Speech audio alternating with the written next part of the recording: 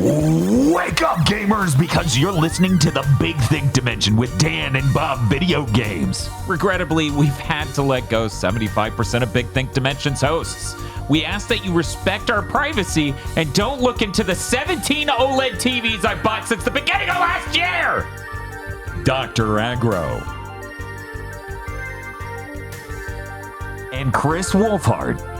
I'm sad to announce that I have been forced to let go of this bottle filled up with flaming petrol outside of Dan's home. Here on GigaBoots. I'm burning!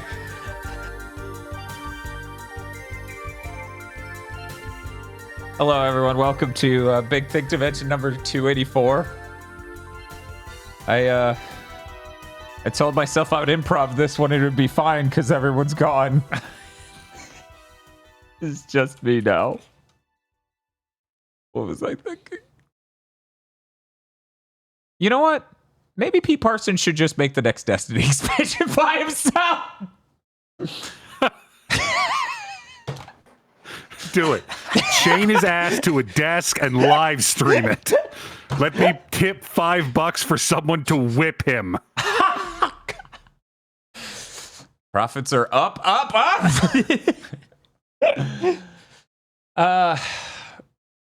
We'll talk about that more in news. Yeah, we can put that off for a little bit. Let's talk about the cool, positive stuff. Hey, Bob. Hey. We played Beyond Good and Evil. We did. Which means now 2 can happen. Exactly. That's Finally. how it works. Hey, somebody pointed out the GigaBoots blessing actually fucking happened to Mario and Luigi, too. So it's happened more times than even I can remember accurately. Right. But yeah, no. Hey, Aggro, did you ever play Beyond Good and Evil? I did not. So, brace yourself. That game's really good, and you should try it sometime. I am slightly shocked. Hmm. Not enormously shocked, but I am slightly shocked it's actually great. Yeah, no, it's like really, really good. The funny thing is if they had accomplished the full vision of what they wanted to do, because that game took 4 years to make, which was really long Yeah, back that's then. insane on the PS2. Off the top of my head, that makes you Final Fantasy 12 or a Ninja Gaiden. Right. Those are like the two. Those are the only ones that I can remember taking that long. Yeah, Pokemon took longer, but yeah, it's really good. If it had shipped with everything they planned for it, it would have been like somewhere between that Prey 2, the original trailer for Prey 2, and Jack 2. Because it has this insane world scope that is even present in the final thing a little bit, but they wanted multiple explorable worlds and all this crazy stuff. Yeah. They have so much concept art. And you know how we know this, Aggro? Because this HD remaster has hundreds of pages of concept art, shitloads of paragraphs explaining it, videos of prototype levels running that aren't in the game. Ooh. This might be single-handedly the most complete behind-the-scenes, like, extra shit for a re-release ever. Nice.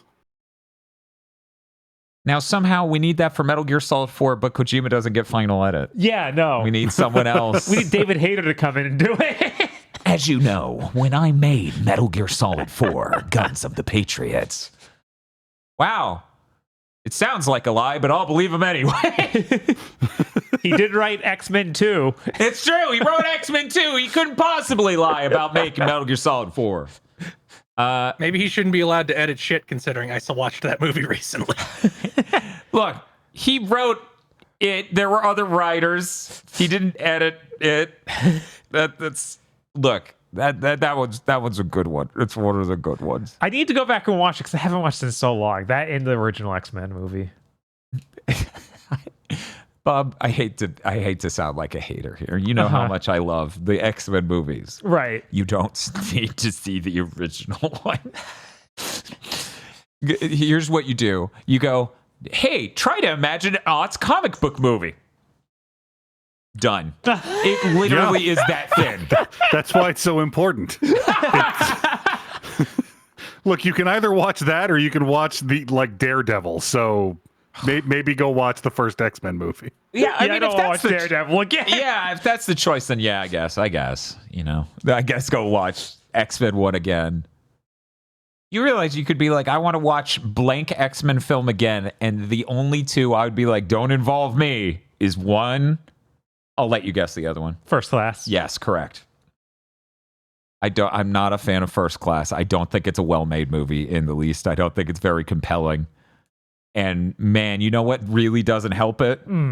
What is it? Hayden Panettiere as Mystique. Oh yeah. Yeah. No, she's real bad. She's terrible. not a good actress. at all. terrible. It would be fine if she was a great actress. You know, the reason the original Mystique is like slammed on for acting is she's not an actress. I believe she was just a model. Yeah, she was just a model. Jennifer Lawrence. Okay, Hayden Panettiere is the cheerleader then from Heroes. Oh, okay. Yeah, I thought that name didn't sound right, but I don't know Jennifer I wonder Lawrence why I would offhand. mix them up. Might it have something to do with acting ability? See, now people are going to be really mean. They're going to be like, Dan, Hayden Panettiere did all of these film after Heroes. You don't even know. How do you mix them up? Yeah, Dark Phoenix is trash, but I'd watch it again. I need to... look, I didn't sit there and tell you those are the two worst X-Men films. No. They are, but that's beside... No, there's a really good chance the third one's worse than the first one. Yeah, the third one's really bad. And The first one's so thin, though, it's hard for me to be like, it's definitively better or worse. I go, it's there, I guess. I've been thinking recently about how much I dislike Logan, which I know is a controversial opinion. Yeah, people are trying to blow me up for First Class because, I don't know, they don't know how images from a camera should look ever. Right? But yeah, Logan might get you blown up more. Maybe. Do you think there are people who are super fans of Logan and hate The Last of Us? I don't think that's possible. I They're think the that same is exact not, thing. I think that is definitely possible, and they would not consider that a weird conflict. They would not. They would have internalized it completely. But Joel isn't Wolverine. You're right. People are saying there are. All right. I mean, you should sound off in the comment section if you love Logan and hate The Last of Us. Extra credit if you tell us if you actually played The Last of Us. Anyway. But Beyond Good and Evil. Yeah, it's really good. It's stellar. There's so much joy and interest. There's and you know, before we talk about it, and I really could gush about it for a while because, man, I often when we play these games that we have not played in the past, and they've been loved the whole time, I don't feel like I regret having not played it back then. Mm-hmm. Sometimes that happens. This time, that definitely happened. Because aggro, would you fucking believe it? By the end of Beyond Good and Evil, I understood why 2 was supposed to be a prequel and why that would be interesting. A thing I would never, ever sign up for at a conceptual level. Right. They do a lot of lore building in the last... Well, the opening, but also the last 2 hours. Mm-hmm. Mainly the last 30 minutes. That make you go, oh, yeah, no, that would be sick. Holy shit. Yeah, for people who have no idea what Beyond Good and Evil is, which is fair, it is a weird amalgam game. Take something between a photography game and Jak and Daxter and Zelda, and then just sort of pare down the budget level to not be as high budget as the last 2, but definitely a photography game. And that's what it is. It is very, very Zelda. And it has sort of open world vibes, kind of like Jak, but there are a lot of loading screens. So it doesn't quite land it in the way Jak 2 did. Yeah, but at the same time, while playing, it was like, man, this is like if Jak 2 was good and had heart. It has a lot of soul, and it is very good. I want to talk about it real quick. I think right now is the best time. So we played the remaster on PS5, and I was curious after we did that how it compared to the original. I brought some comparison images. So here's the GameCube version. All right, right there. You can see various things about it, and then here's the remaster scaled to the same level. There's a lot of fidelity that's being thrown on him But elsewise, honestly, I don't think it looks that jarring. This image, kind of fine, right? Okay, yeah. Her skin tone does get weird and ashy, though. It does. Like, and it's not a general saturation. If you look at the carpet or any number of other things, you can see it really is just the skin tones in this game. It just feels like the lighting made it look weird and different. Yeah, because for the environment, it's doing a pretty good job of matching. But on the people, it doesn't make any sense. It only affects that.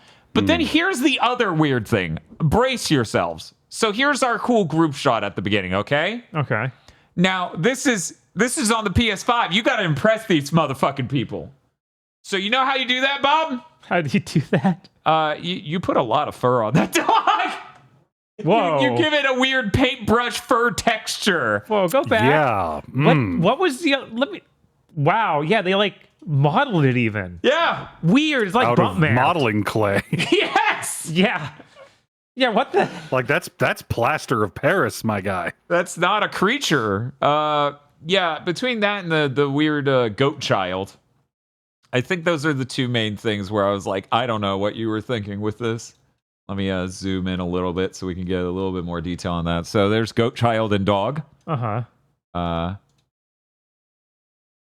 And there's goat child and dog. And yeah, I don't know, man. I have no idea. Does that goat child have a nose on their nose? Does the goat child what? Have a nose on their nose. That is what it looks like, because there's like, and I wish I could point in the video. There's a ridge along the left side. Bizarre.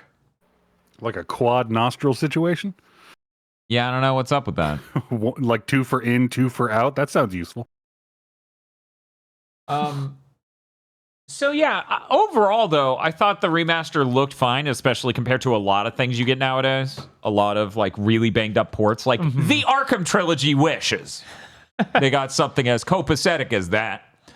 The original version of the game also doesn't run at a lock 60, at least on the GameCube. Okay. I really doubt it does on PS2 or Xbox either, but it's possible. It's possible, yeah. The game's really, really neat. I was astonished that they have a lot of stealth segments, but they're like, for most of the game, made well.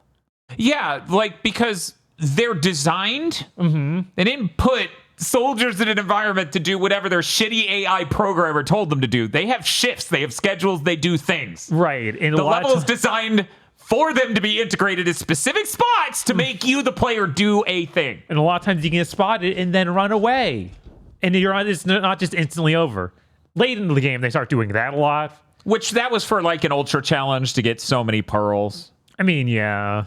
Which but that was required to play. Am I excited to talk about the pearls? Oh my God. Kris, you know how like a couple times we've played a game on our streams and near the end of the game, they didn't have some way to give you the currency that you've been gathering the whole game, and they just drop a bunch and go, yeah, these were supposed to go somewhere, but they didn't. This is the most extreme it has ever been. They gave us 22% of all the currency, progression currency, in the entire video game in 6 minutes. This game took us like 13 hours. That's really funny. It was unfucking real. I was screaming. It was like Bob kept getting mobbed by bats. Each bat had one. Yeah, it was absurd. 16 fucking pearls in 6 minutes. I couldn't believe it. I was astonished, but at the same time, seeing how much was cut from the game, I completely understand why. Right. Because it seemed like even up to near the end, it was like, yeah, there's going to be at least one more gigantic area. Yeah, huh? Ubisoft must be so fucking pissed because of how similar it is to Jak 2. Like, Jak 2 must just come out and be like, yeah, this has all the shit that was going to be in our game. I guess we just have to die now. Yeah, if I remember correctly, it shipped the month after Jak 2 or something. Like it's really close. Like they're on top of each other. Yeah. That's bad. Yeah, it's really unfortunate because the style of this game, the universe it's building, is really cool. And if they had Jak 2 money / being done, right? It also, I feel like the marketing was so bad back in the day. I thought this was mostly a photography game, and that's like just a thing that's in the game. Like there are dozens of things in this game. Yeah, so we sat there and we're like, oh, Jak 2's like a critical darling compared to this. We look it up. No, they're only one Metacritic point apart. Yeah. One of them, though, sold multiple million copies, and the other got packaged with string cheese in Canada.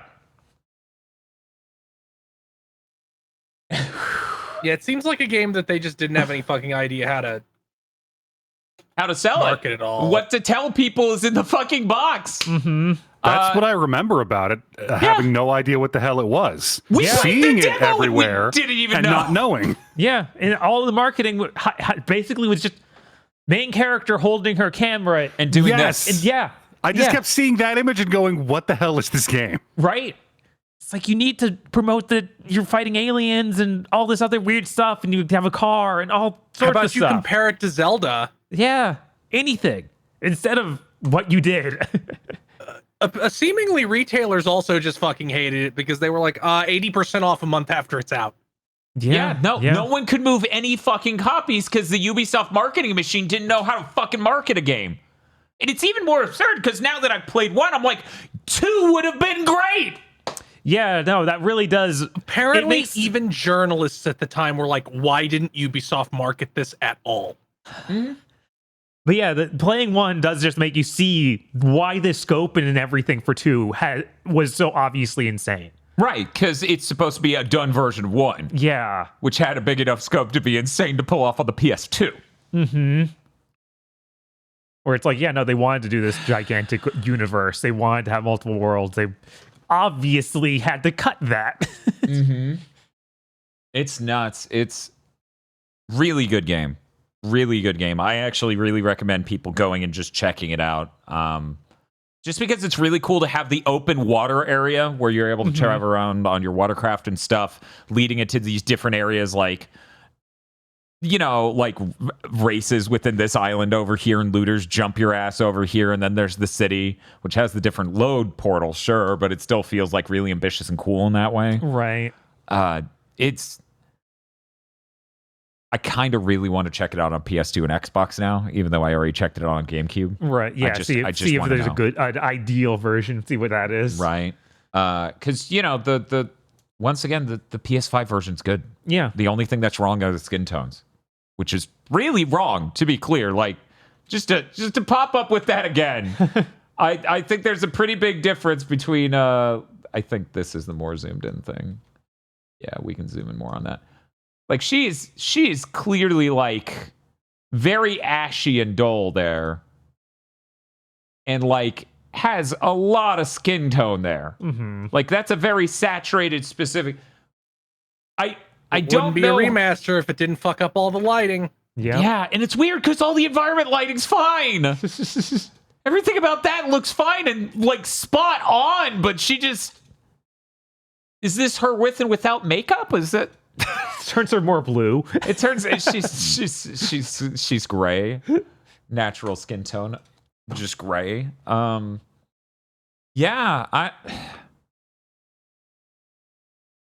what else can you say about it other than like it's really cool and all these different things it's doing? It's got soul. It's got an interesting cast of characters. There are lots of neat mechanics around. You know, you get this progression item and you can unlock different things. To help you get through the environments, and it's hard to talk about without spoiling what some of the cool shit is at the end. Right. Yeah, I don't know. It's just really weird. They should have just been like, it's like Zelda, but you play as a cool punk rock lady and you take photos. That's it. That's all you needed to do. But for some reason, they just got stun locked on. She's a lady running from some fascist authoritarian thing and has a camera. Yeah, I don't know. It's a weird thing to get stuck on. Have you tried marketing? They should try marketing the game. I'm not sure if they tried that. Yeah. Anyway. Check it out yourself, please. Yeah.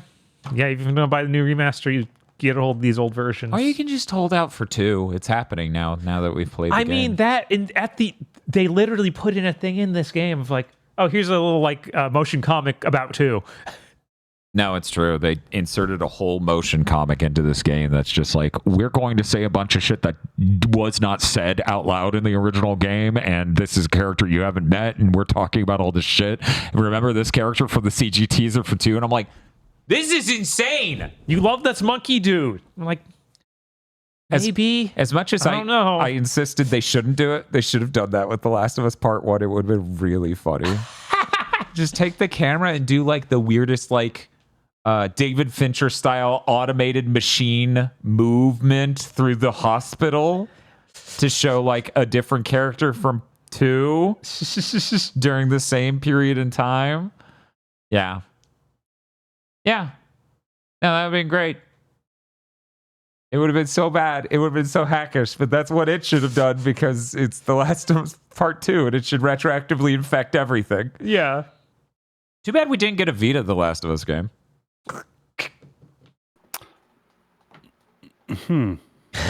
God, that. I don't know, like scale it down, change it up a bit. You know, maybe like just make it a small stealth game on the Vita. Maybe make it card based. Maybe. Oh God, is that aggro? Are you a Metal Gear Acid guy?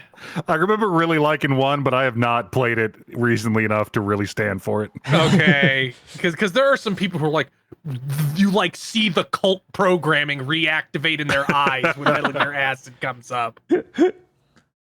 Well, I mean, with the Vita, at least you get the back touch. So you could like have a QTE, right? Where you take the back touch and you do this, and then you take your thumbs and you push in on the front screen in order to crush someone's eyeballs with your thumbs. Great. Incredible. We need that. I guess. The Last of Us Part 2 thinks so. Sure does. So obviously you gotta use the features of the Vita. Was Uncharted Golden Abyss any good? I don't know. Yeah, you motherfuckers won't vote for Uncharted month, so Dan doesn't know. Yeah. I'm staying ignorant because of you, Chad. I remember being mad at it for locking your maximum brightness so it could advertise a certain amount of battery life. I forgot that the Vita had shit like that. Dan doesn't know about Golden Abyss. He doesn't know the secret of Talbot. You know... Could you imagine Talbot shows up in Golden Abyss? I would piss myself. That would be really fucking amazing. Talbot's going to show up in PlayStation All-Stars Battle Royale 2. He's going to be the final boss. Yeah. As Nathan... He's Polygon Man. Talbot's this game's Polygon Man. He just has power. He's just a genie for no reason. You're chasing him through the whole game and he keeps disappearing. Has anyone ever modded one of those Slender Man games to have Talbot in it? No, because nobody gives a shit about Uncharted 3 except us. God, I'm still so mad about that game being mid. Do you think Talbot was just a jumper? Maybe. No, because Drake wouldn't have had a chance. What we don't know is Drake is a paladin. It's okay. Drake uses a gun, unlike everyone in the Jumper universe. He had a chance. He shot Talbot. That actually did happen. You have a cutscene where Talbot's been shot, and he's just like, "Oh shit." He wasn't expecting it. The paladin and then never he's used fine. that shit. He like makes a funny face, like, "Oh, does it mean something?" What does it mean? Am I mortal? I don't know. You have to find the sequel to find out. He's never mentioned again. It's never mentioned again. Man. I mean, honestly, this is kind of a great matchup because nothing you could jump. Like, if you jump Nathan Drake into a wacky, dangerous situation, it's not going to kill him. He's Nathan fucking Drake. He does get jumped to a completely separate set piece and then jumped back in Uncharted 3. He sure does. He does just get sent to the home for infinite losers for 2 hours and then immediately gets teleported back to where he started. So you were saying you think this is type matched pretty well because you can't do any amount of goofy things to Drake and kill him? Yeah, like if you jump him in front of the nuclear explosion, he's just gonna like say something quippy, pan left, and there's gonna be a fridge. Yeah, there's just a wall of lead for him to stand behind. And then you better hope his ass doesn't get back from the Alps because he's gonna use his magic cement boots on you. I love how much that upset Eric. Eric was so upset by Nathan Drake's magic cement boots in PlayStation All-Stars 1. He's like, why is he doing What? that? And I'm like, well, in Uncharted games, he stands on a thing and it falls from underneath him. So that's happening. That's his move, that happens. And he's like, he's shooting cement out of his magic boots. What are you talking about, Dan? And I'm like, no, he's making the set piece happen above his foe.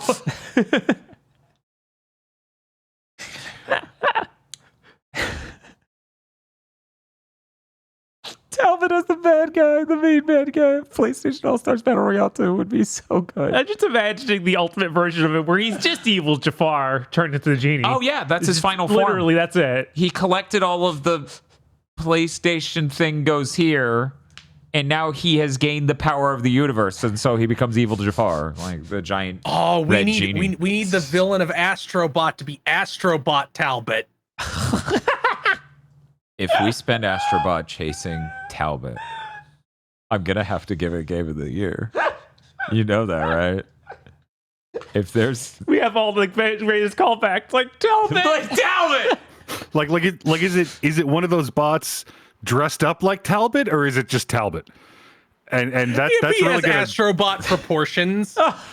like it brings up questions of the scale of He looks like Astrobots to Braidman. humans.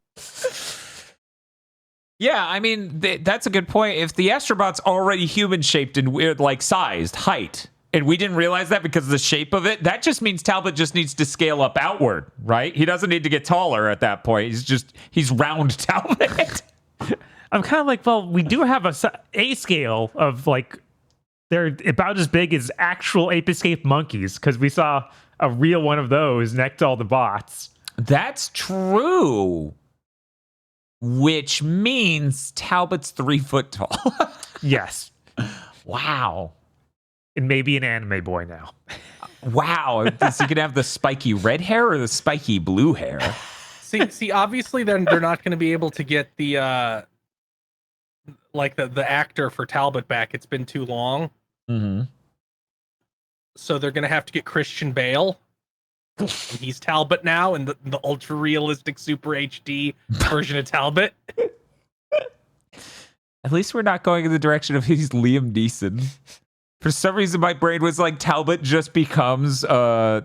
What's the name of the person he was allegedly playing in the first Batman Nolan film? Oh, Ra's al Ghul. Yeah. I for some reason we were like, we have to cast Talbot. He's just Liam Neeson, Ra's al Ghul. Anyway, we gotta get out of here.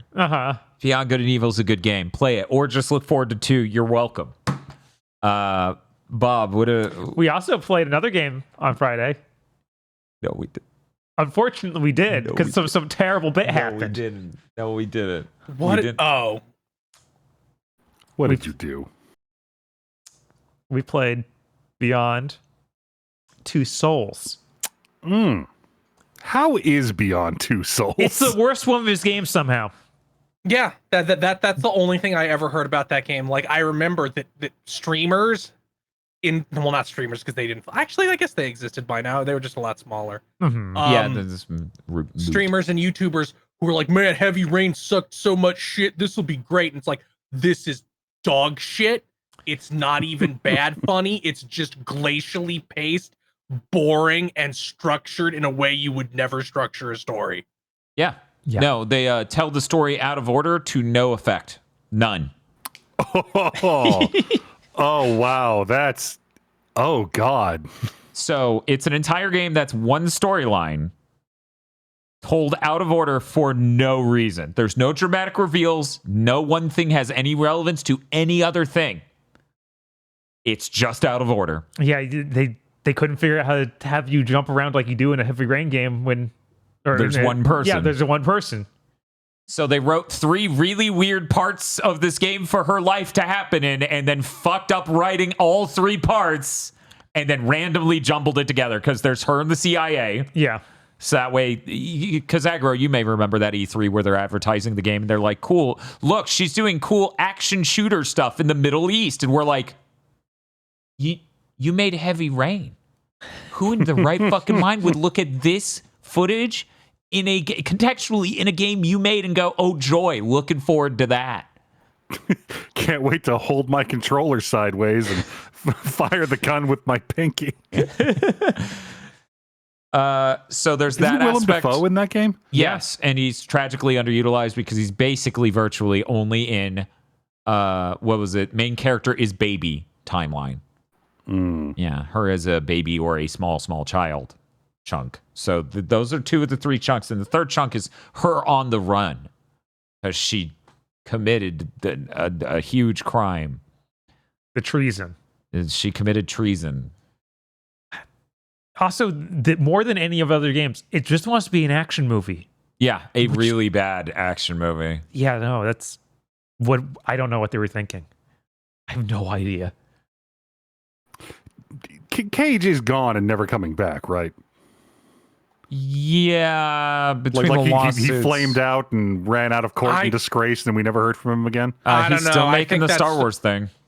Oh, maybe. Like, I don't know. I feel like that's never gonna fucking. I don't think he'll fucking ship materialize. either, but that doesn't mean he's not somewhere working on it. Mm-hmm. Yeah, sadly, I think his studio literally gets fucking government subsidies, and it's a they're a publisher now also, so they'll probably stick around. Yippee. Oh, NetEase owns them. So I'm sure eventually NetEase will just be like, oh, we're tired of you not shipping anything. Goodbye. Windows log off sound. Like, it's already a longer period of time than has ever been between Quantic Dream games. Yes. And reminder, the Star Wars game was supposed to be online multiplayer in a David Cage game. Yes. I never heard anything about that game that sounded like it was real. Wow. Yeah, I keep forgetting that part because that part's insane. I'm gonna look it up just to make sure I didn't pull that out of my ass or mix it up with some other story. But yeah, I'm pretty sure the Quantic Dream Star Wars game. Wouldn't I will that be always great? remember that Game Awards. Like, I went and watched a bunch of other reactions too, besides ours, where that trailer's playing. Everybody's like, "Oh wow, this looks pretty interesting." Oh yeah, no, this is Star Wars. Oh wow, this looks like it's a Quantic Dream logo. Soul death. Yeah. Yeah, it was really good. See, I think it leaked. Like, it wasn't officially announced as a part of it. Let's see. Games Radar has an everything we know so far. But they're only going to talk about what was officially said, I bet. Yeah, every one of those articles is like AI generated. slop, yeah. One moment. While described as in early development at the Game Awards, reports emerged towards the end of 2021 that suggested Star Wars Eclipse was apparently at least 3 to 4 years away. You don't say. Whoa, really? You don't Yeah, say. I think somebody's like, yeah, it might be done in 2027. Yeah, who knows? Maybe that was leaked exclusively. Maybe I mixed up something else, but I'm pretty sure that was a part of it that made us all go, there is no fucking way. You know, much like David Cage action movie game, David Cage multiplayer game is a whole tier of, bro. It feels the same as every game that goes, we could also be Destiny. And you go, no, you can't. Bungie tried and it killed them. The fucking soul dark energy arced off the artifact and fucking killed them. You think you're stronger? You won't even get to the artifact to touch it. Anyway. I'm fucking horseshit. Hey, Bob, you know how NetEase was also relevant this week? Unless you want to continue to talk about it. Is so boring. There's nothing else to say. Unbelievably honestly. boring. Chat wants us to dig through the entire rest of the game to get to the plot twist that I'm pretty sure Bob and I already know. That isn't funny enough to hang the entire rest of that game off of. Is in like the last 10 minutes. It's... Yeah.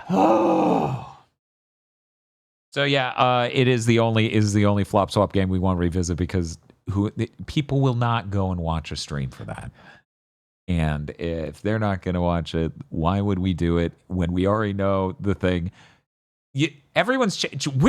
No. You know what? We've been really good at not letting you all gaslight us into pretending you care about a thing so then we walk off a cliff. You're all liars. None of you are showing up for it. None of you. You hear me? Get out of here. Bunch of liars in chat. Anyways.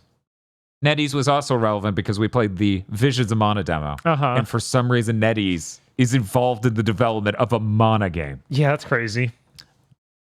Aggro, did you try the Visions of Mana demo? I did indeed. Cool. Oh, yeah, so did I. A NetEase studio is developing it. Apparently, this came out months ago. Yeah, it's weird, right? Yeah, it's so strange.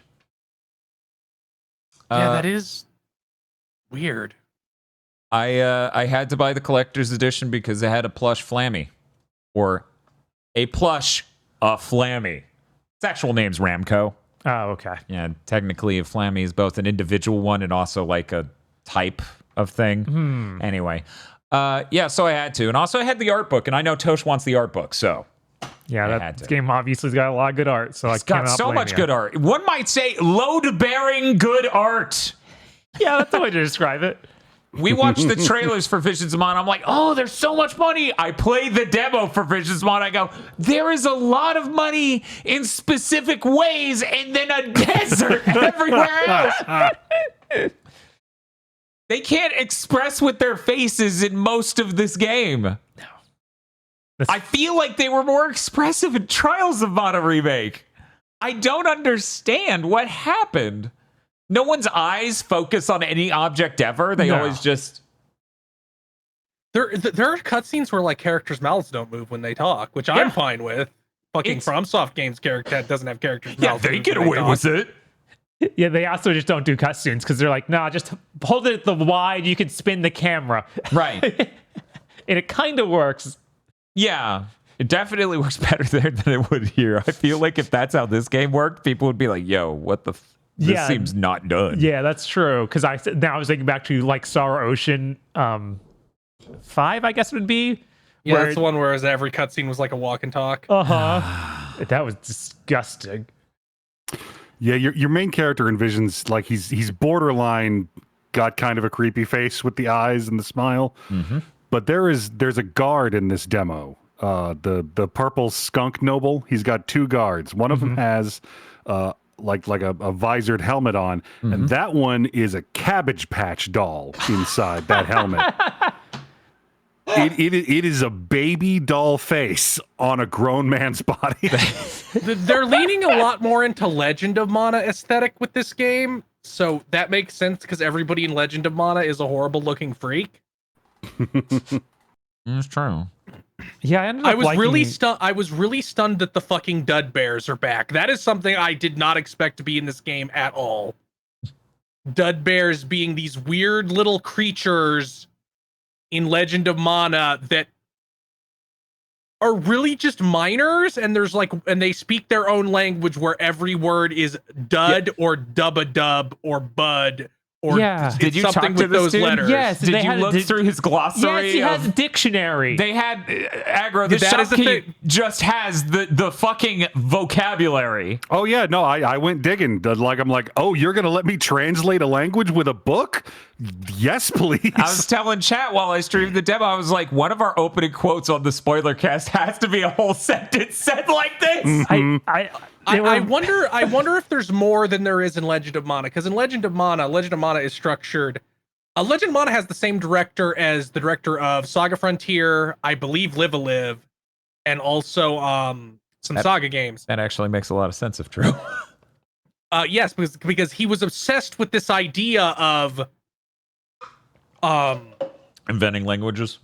Not inventing languages, of making games structured like an anime. Yeah, where like each there are episodes inside the game, and like Saga Frontier, that's why Saga Frontier would randomly throw up like an eye catch when you hit a plot beat in the story. Yes. Yeah, that one is really anime as fuck. Legend of Mana just has episodes. Like each quest is framed as an anime episode. It opens with a title card and ends with a eye catch. So one of them is this woman needs to sell these lanterns. Help her sell them to the Dud Bears. Here's the book of their language. Haggle with them and sell these lanterns to them. Yeah, for me, it just reminded me of the Genshin Impact quests, where they're like, okay, the weird trolls have their own language. You need to somewhat learn it to talk to them, or else if you fail, kill them. Yeah, that's the one that that's the one Negotiations that have broken down. that's the one that Elon Musk's daughter gives you. Uh-huh. Yeah. When it came to this demo, though, specifically, I found they had a ton of fascinating systems, and I'm excited to explore those more in the final game. But the funniest thing that hit me was how you have the different classes when you assign the elemental, and they have wholly unique outfits they need to reveal as though it's a gotcha drop. Uh-huh. I was delighted by that. Yeah, they're just those are the great. Catboy Prince changed classes. Let's do the Sailor Moon transformation. Go, go, go. I was It's like, like we know what you're here for. this is fucking awesome. And they're right. It's load-bearing art. Yeah, and I love that you can switch between them, like on the fly. Uh-huh. Unlike in Trials, where it's like, no, you're set to this pass. Yeah, there's a lot of investment there. Mm-hmm. Also, some of the moves and stuff off of different paths do actually carry over. Yes. Which is funny because Yakuza 8 does the same thing. But in that, you have to manually select which things, and you only get like 3. Whereas this sounds like I'm going to make an absolute beast, because they're just going to keep building maps across all 8 paths. Yeah, there's so many different elements in this. Like, each character's going to have all sorts of cool outfits, and that's very exciting. It is. It whips so much ass. And I wonder how many different movesets they'll have, because they've already seen the main character. We got to see 2 different movesets for. No, 3 different movesets for, and 2 different for the other 2 characters. So some of the abilities kind of overlap on the movesets, but not all of them. Yeah, which is crazy. This game, they took a Mana game visually, made a big open area sort of gameplay style out of, so not too dissimilar to like a Kingdom Hearts 3, right? Kingdom Hearts 3 had segmented but huge areas, transition screens in between them, fast travel points all over them, and then filled it with like open worldy things to do. I feel like this has more open worldy things to do, more traditionally what you put in a giant open worldy area, like things to do. Getting like the honey. Yeah, Grizzly! I could not figure reminds- out why the fuck he was yelling that for like an hour. It reminds me a lot of the way DQ11 is structured Huh. and Genshin Impact. But a lot of the Genshin Impact is just the fact that the starting class of the main character has the exact same combo as Razor from Genshin Impact, who I used all the time. Like, they both have great swords and their combo is the exact same. Go ahead, Aggro. I was gonna say, like, starting out with like your main character in his slutty half plate, with the big fantasy Zweihander. I'm like, oh, that's a really cool fantasy sword design. And then you hit the first shop, it's like, do you want a Dacian Falx that's longer than you are? Yes, sir. Yes, sir, I do. I love that the ab window on the main character's starting elemental setup literally made me go, that's just a Saint Seiya. You like fuck? Hey, he doesn't have skin tight like spandex over it. That's what Saint Seiya would do. No, he likes to breathe. Right. He just wants it to be a little more air conditioned. Yeah, these outfits are all fucking really good. Like, good fucking lord. And the dragon girl with her single wing and the tail. dragon girl's incredible. And also going back to just this is an old school dub. She's just a Southern Belle. I love it. Yep. Yeah, I love it so much. She's like, she has anime dub Southern accent. yes, she's it's like, incredible. well, golly, y'all, and I'm like, yes. The dragon girl said, golly, y'all. And she basically is just the design for the main character, Dragon Half Mink, like almost directly. I mean that's just how girls look in Mana games.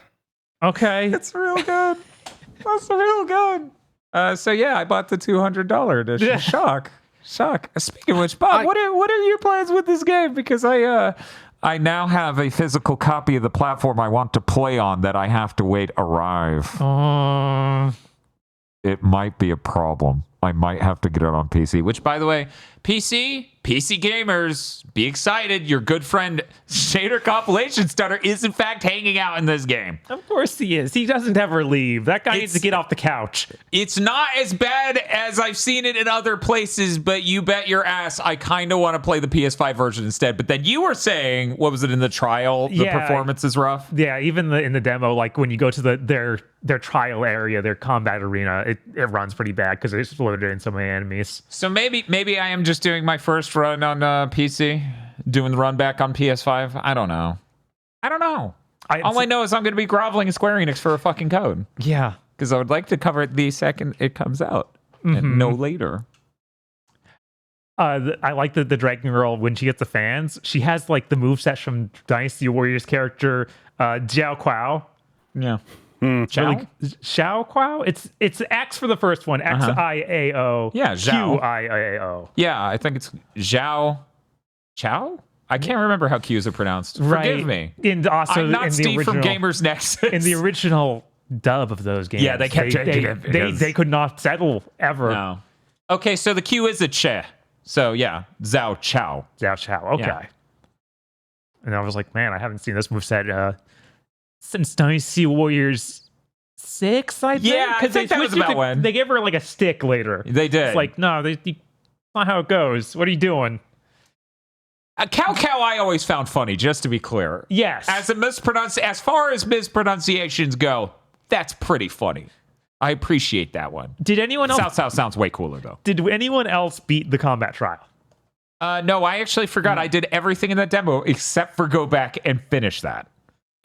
I did a couple side quests, but once I found out, I was like, oh, this doesn't carry over because Square Enix can't explain why. I was like, okay, I'll just do it. I even skipped most of the cutscenes. Like I'll just have to see him again. That's fair.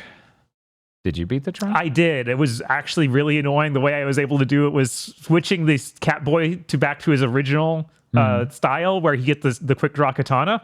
Yeah. And just mashing the triangle button. Because they had no answer. Yeah, None. Of course. I mean, isn't that judgment cut? Yes, that's just judgment cut over and over again. And it knocks the enemies in air, so they can't react, they can't come back at you. And you just keep dodging and doing that over and over again. What was it? They have a Garuda, and you can use Garuda to just straight up do an airlift move. Every time it cools down, I'm like, the enemy, what are they going to do? They're just floating in midair getting wrecked by us. This is rude. But after getting that, beating it, I got an item that says it's called Moon Slice. I cannot figure out how to equip it. It's like supposed to be a move. Weird. I wonder if it's something that's in the final game. You did check out the seedlings, right?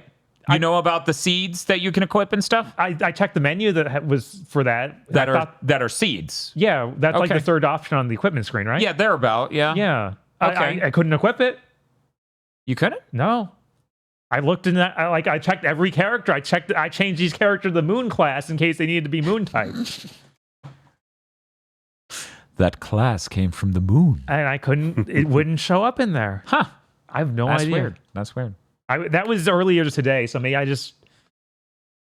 don't know where else to look. But did you find the Olympus Stone?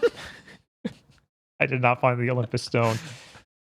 If the Olympus, I never want to see a video game bring up the Olympus Stone again. That better not happen because it will send me into a fugue state. I will disassociate the moment that happens.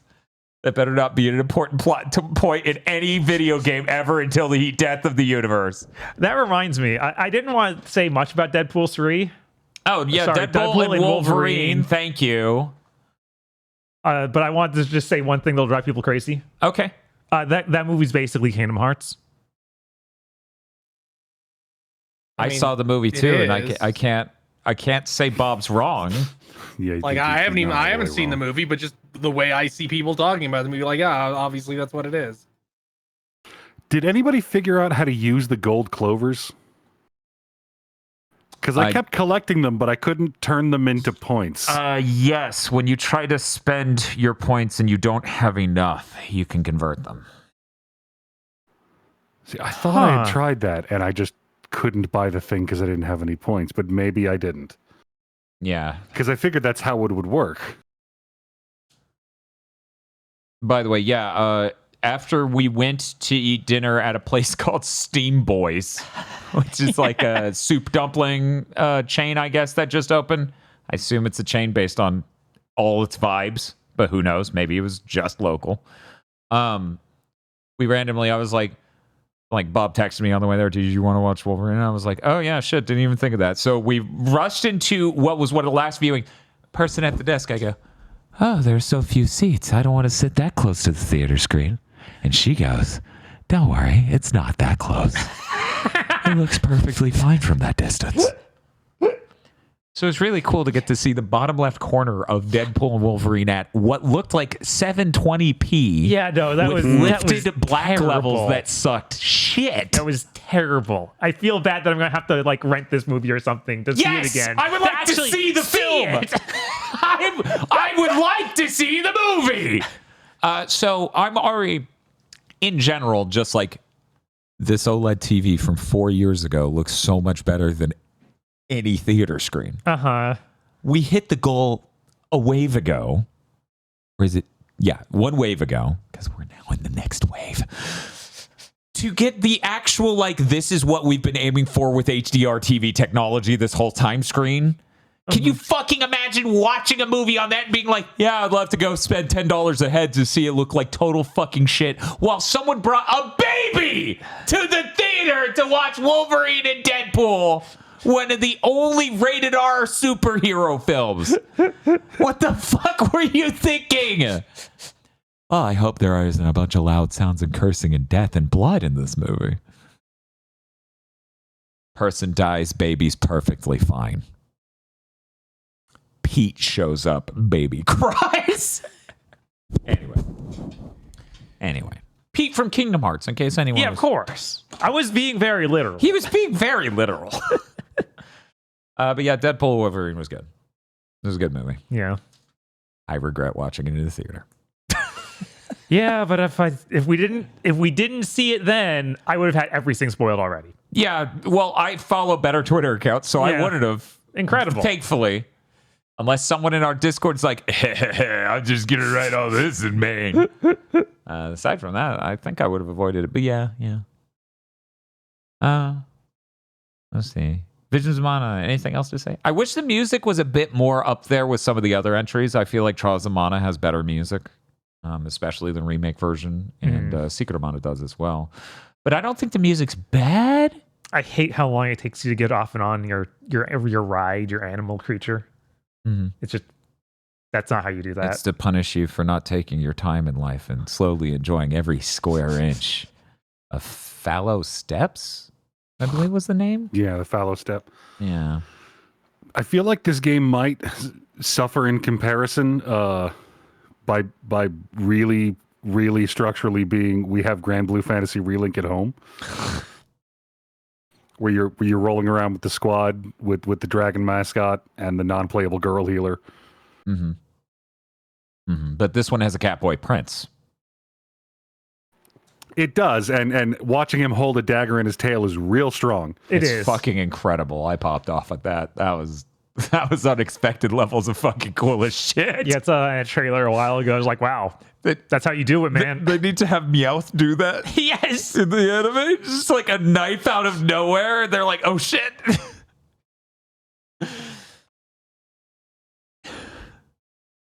Also, once again, the Southern Belle Dragon Girl is so fucking delightful. I like that they worked her, little dragon mascot in her moveset. Like she rides it and stuff.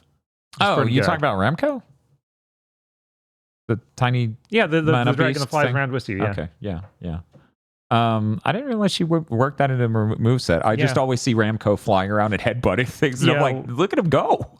A lot of times, like her triangle move will just, she rides them. Oh, that's awesome. Yeah, it's pretty neat.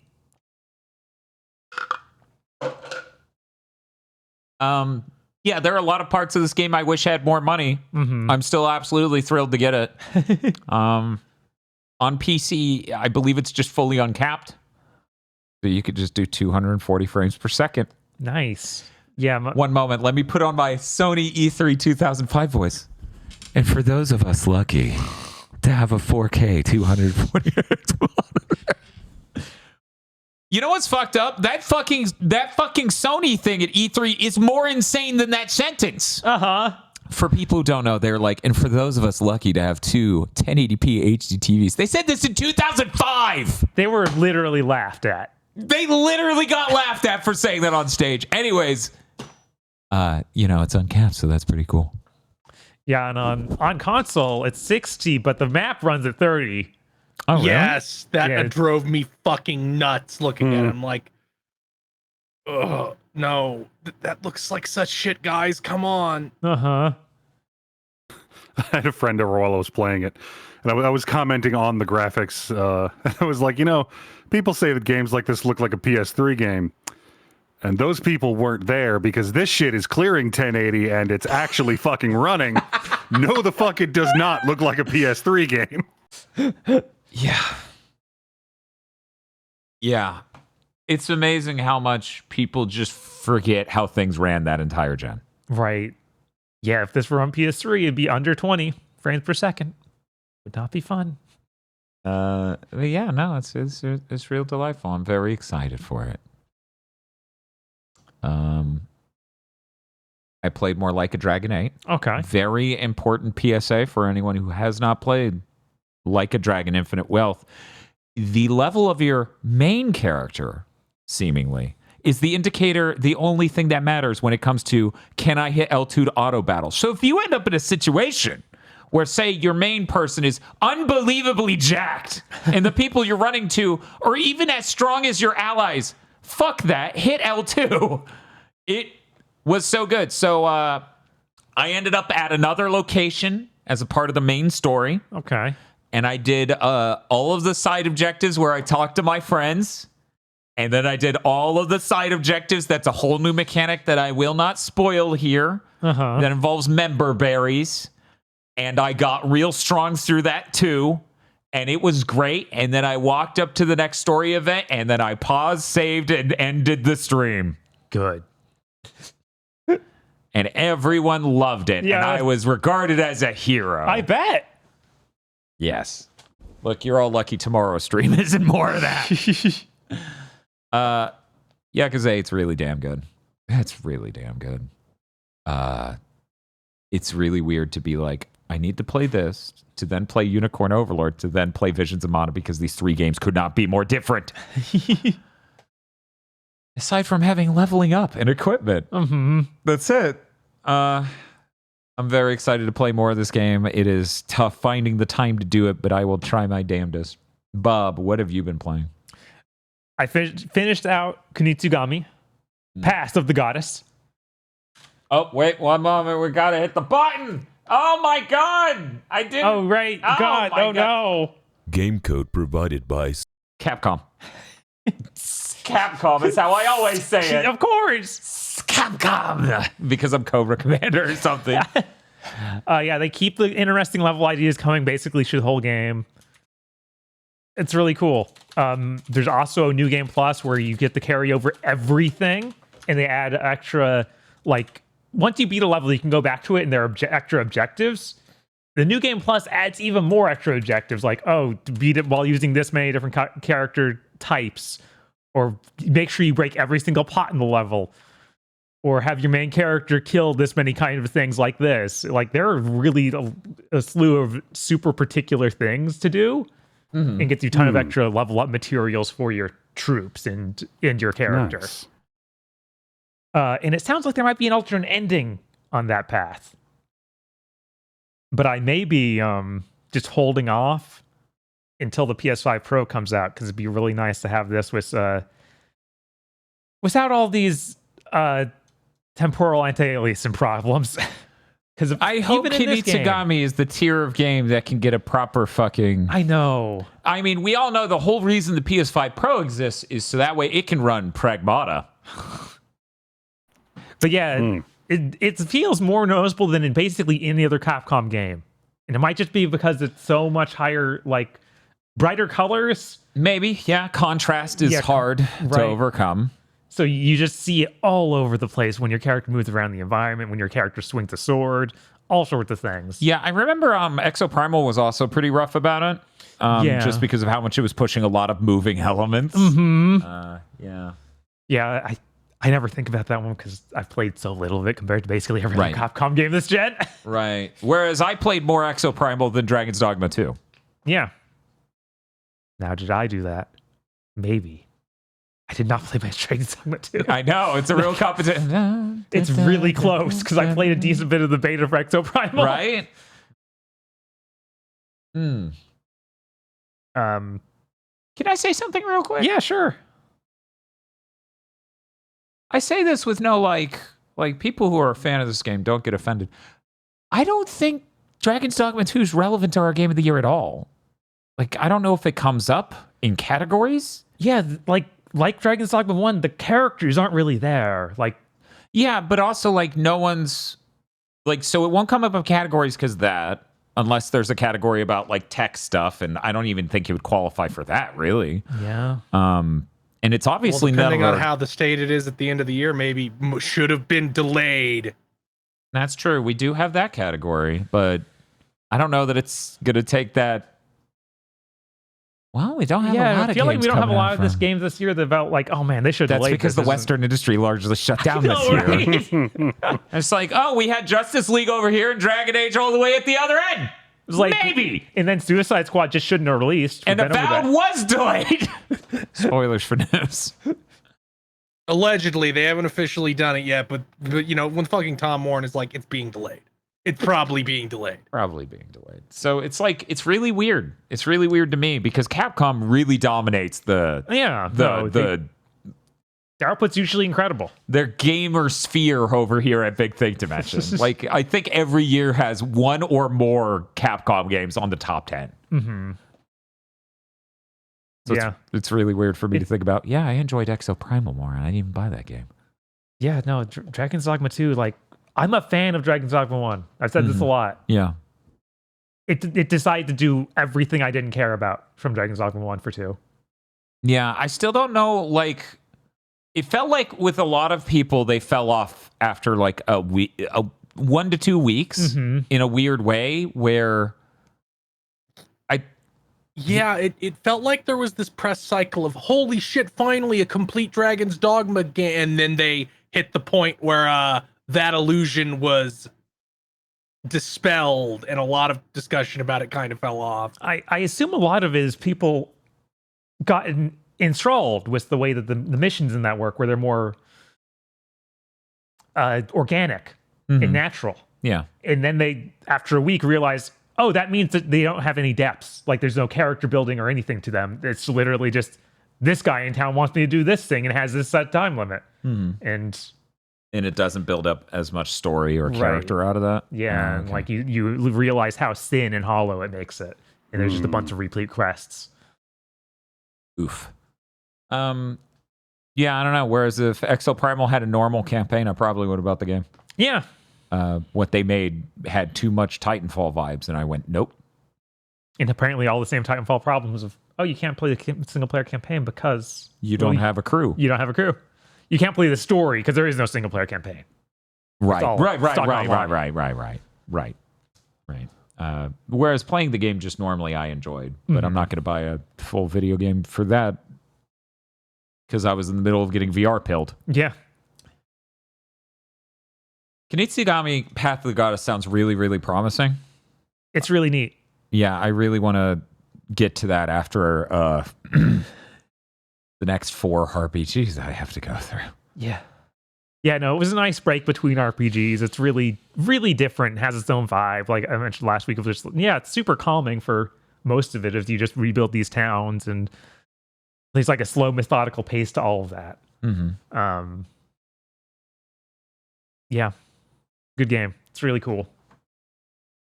Bob, did you play anything else? I did. What did you play?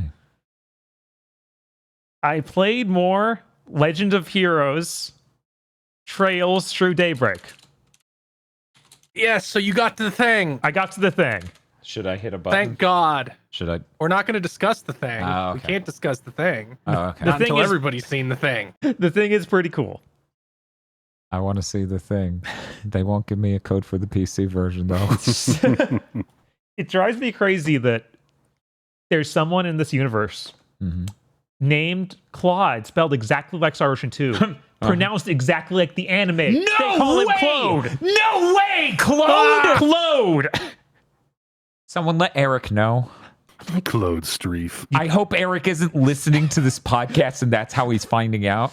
It'll be like that scene in The Matrix when he tries to pull the fucking like weird insect out of his stomach.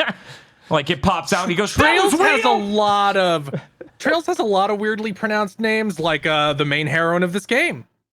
Although at least that's a French pronunciation, I'm pretty sure, because her name is Agnes, but they pronounce it Agnes. Yeah, that just completely was like, that seemed totally normal. Claude shows up and I'm like, we have history with Claude. Once again, it's like if an important plot point of game was the Olympus Stone. Yes. I never want to hear Claude and read Claude. That fucks me up. Oh, it doesn't matter if that's the French pronunciation. That doesn't matter. I have trauma. Right. That's what matters. Oh, okay, so that makes sense because that's actually justified in this case because they are They are the French analog, that character. You all can condescend to me the moment you watch all of the Star Ocean anime, and not one No, second I'm not sooner. gonna do that. Why the fuck would I do that? I jabbed myself in the brain with this ice pick a bunch of times. You're not allowed to judge me unless you also do it. This is an interesting strategy, Dan. Like, no, you can't condescend to me unless you are standing in the same trash-filled gutter I am. Come down here before you can be above me. That's basically how being Floridian works, right? It's already inevitable that we're going to watch Lost Universe at some point. You're not getting Star Ocean 2 also. Never say never. God, now I'm like, well, I have gone through the game now. I'll be able to understand everything perfectly. But I need to go through the game again, play through with Opera and her husband. Ernest. Boyfriend, though. Oh, yeah, okay. Ernest. Something else. The tutorials in this game have no idea, can't even fathom how they should explain the orbit system, which is like their materia system thing. Okay. Yes, it is. It took me a while to grasp how the fuck that worked. They have always done a bad job of explaining it. And it has like 3 different tutorials, and they're all bad. They all tell you nothing. Yep. Awesome. So after pounding my head against it for an hour, I think I get it. But oh my God, why? Why couldn't you figure out how to write this down? Yeah, I don't understand why. Yeah, it's definitely not great. That's why for most of the games they just made it real. Like Cold Steel is not complicated at all. You put the thing in your thing and it does the thing. Yep. It's in this one where they bring back the elemental values, and then it's like, okay, the elemental values give you like nothing tells you that the slots that can only be one color, you get double the value from those. Okay, those are the ones you want to put. You want to put the your fancy ones that have multiple elements on, because even the not like if you have a green slot and your gym gives you 4 green and 2 blue, you'll get 8 green and 4 blue from it. Huh. And the way the passives work is you just look at the list of the passives and you need those many colors on that line, and those give you those passive abilities. Okay. Yeah. No. Game will not tell you that for the life of it. Would you like me to tell you which ones matter and that you should shoot for? Sure. Okay. You want Guardian that's on the Guardian line because that just means sometimes when a character is attacked, another character will put a shield on them that reduces the damage, and it can get pretty severe. You also want on the attack line. There's a one that's like when you attack a stunned enemy, sometime you'll do a big follow up. Oh, so you want that one, but that one's pretty. You're gonna have to be pretty late in the game to get. And for casters, you want on the magic line, you want the thing called Arc Feather, which means whenever they hit with an attack spell, they have a chance to do a follow up attack that does a bunch of damage and might delay the enemy's turn. All right. Yeah, I've already got the Guardian thing on a good number of them, but I wasn't sure where it was coming from. There is a button if you it is kind of off in the bottom right corner, but there is a button to show you when you have a line highlighted all the passives you can potentially get. Okay. And you hit the button and it'll show you the values you need for them. And give you a vague description. Except even that isn't totally explains everything, because some have 2 levels and I don't think it shows you how many levels they have. Like to get Guardian, you just need some Earth. But if you put even more on, you'll get Earth like Guardian level 2. Okay. Another thing I'm trying to come to terms with is the boost system. Because when you boost in battle, it'll pop up on the side that says what it does, and it disappears within like 5 frames. So I can never have a chance to read it. The main like the hollow core you have equipped has buffs on it. So just look at it in the menu, and whenever you boost, you get those buffs. Okay. And you need to boost twice to be able to use the character's ults. Mm-hmm. Yeah, and whenever you use an ult, the meter gets 1 notch bigger for that battle. Huh. So instead of having 3, I think it goes up to 6. Interesting. I'm sorry. What's that? This is really not relevant, and I apologize. Sony's page for the PSVR 2 support updated to say 2 compatible Bluetooth dongles. Oh my God. Their phrasing is the following.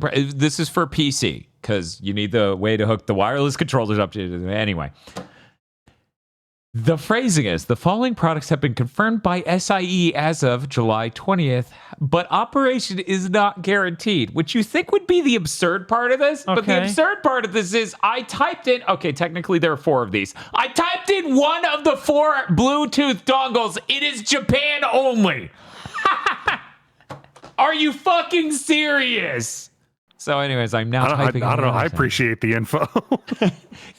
Sure. Now are you going to import it? I mean, hey, if other shit doesn't work out, Sony's like, hey, man, you do you. I don't know. Man, I guess I'll just wait until other people stick their hand in that blender. Right. Yeah, I mean, there's no reason to not buy the adapter and then just have us tell you which Bluetooth dongle works. Okay, I own one of the other ones, because there are 4 total, thank God. Okay, we're good. Whew. It's just a simple Asus one. Hopefully the reception on it is good. Did you know Bluetooth dongles on PC suck shit? Hope that's not a problem. Hey, Sony, sell me some fucking spare controllers so I don't have to resync. Bluetooth on PC sucks so bad. Anyways, I'm done ruining this segment of this podcast. Also, weirdly, this game usually runs super well, like a Lock 60. But once in a while, there's a random room. It doesn't look spectacular in any way. And it's like, yeah, I'm around mid-50s. Like, why? Oh, all the AI is in that room for the entire game. Oh, are you talking about how if you get into like the corner of the office, the frame rate just shits itself for no reason? I didn't even do that in the office. It was like in the second dungeon. It's in the tutorial dungeon. One of those. Yeah, there's a couple weird spots where the frame rate just like drops a little bit and I don't know why. Yeah, it's like mid-50s. It's not even terrible. It's just like, there's nothing here. I was worried it was going to be really frequent with that.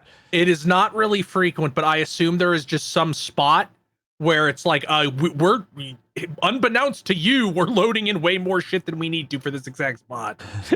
We have loaded in the entire map. I hope that's okay. It isn't. Hey, but look on the bright side. If you were playing this on PS4, it would run like shit. I'm sure. Because even Cold Steel 3 and 4 ran like shit on PS4 Pro because they went up to 4K. And it's like, frame rate, this is a turn-based RPG. The dungeon can run at 14 frames a second. And something else I'm hoping gets better is, I think the prologue pacing is really good. Chapter 1's pacing is like glacial. Like, it gets real bad immediately. And I'm hoping that picks up. Because it's like, oh man, we sure now have to knock out every trope we can think of going around this town and reading everyone. Like, oh my god. They don't make you do that as much, but the chapters are pretty long. But chapter 1 is like the thinnest one. They add more combat segments and stuff. Okay, that'll help it because it needs like even the prologue was better paced and had more combat segments and things. Whereas this which felt like, man, we're doing a lot of nothing. In the way they dub these games, or rather just voice act these games in general, drives me insane. Why? Have voice acting in this scene or don't. That's it. Just don't have voice acting for these scenes if that's what your choice is. Because having one guy voiced and no one else voiced, and having his voice lines only there for half of it, I lose my mind. I don't understand that there's too much game to voice all of it. And you want they have plenty of unvoiced scenes. Like, just don't have the half measure one. Right? It's like, and I'm seeing why they do it. They want to have the scene that introduces the character have him voiced for the first time you see him. I get that. You have to voice the other characters then. I'm sorry. You're right. Just even for the first few lines of dialogue where they talk back and forth, then you can stop. But the way you've set it up drives me insane. But that's pretty much all I get to say about Trails Through Dawn. Through Daybreak. Dawn Trail Through Daybreak? Yes. Okay. Still think it's pretty cool. I'm concerned that how many young women that the arc seems to be collecting. Why do you hate women? I'm just like, maybe this dude shouldn't be. It's fine. He's an old man. They're his children. He's like 25. Yeah, there's a funny thing. There's a funny thing in Daybreak specifically where like him and the characters, like the two characters that were like his childhood friends, it definitely feels like they're supposed to be like 30, but because every single thing in the entire Trails universe happened in the past 15 years. they have to make them younger so that they can tie their backstories into certain events. So it just feels so. I think characters even say multiple times that he looks much older than he is. So it really feels like that he's supposed to be like 30. But they were like, "Oh, that doesn't line up with our fucking timeline. I guess we better make him younger." Yeah, you could definitely like they write it that way pretty frequently. Of like, man, I know that in Japan, old man is 25 years old, but this feels kind of ludicrous. They kind of just have him start being like, I'm 24. Shut the fuck up to everybody eventually. And I get to see his Ford F-150 that he has. Chad is trying to Chad is trying to correct me and say it's only been 6 years. I didn't fucking say since the start of the franchise, did I? Maybe you should learn some fucking backstory before trying to time everybody out who did that, Dan. Damn it! Oh, I'm sorry, everyone. I'm sorry. You talk too much, and now you have to be timed out. Oh, this is terrible. Oh no, this is a lot of bodies. I don't even have skin in this game. I'm just control F'ing 6. Oh, you were talking about 6 cute dogs you saw at the park. Nice try, fucker. Okay, I think we're good. I think it was only them. I also I tried the Valorant beta that's on the PlayStation 5. Oh right, that beta came out. Oh yeah, that was a thing.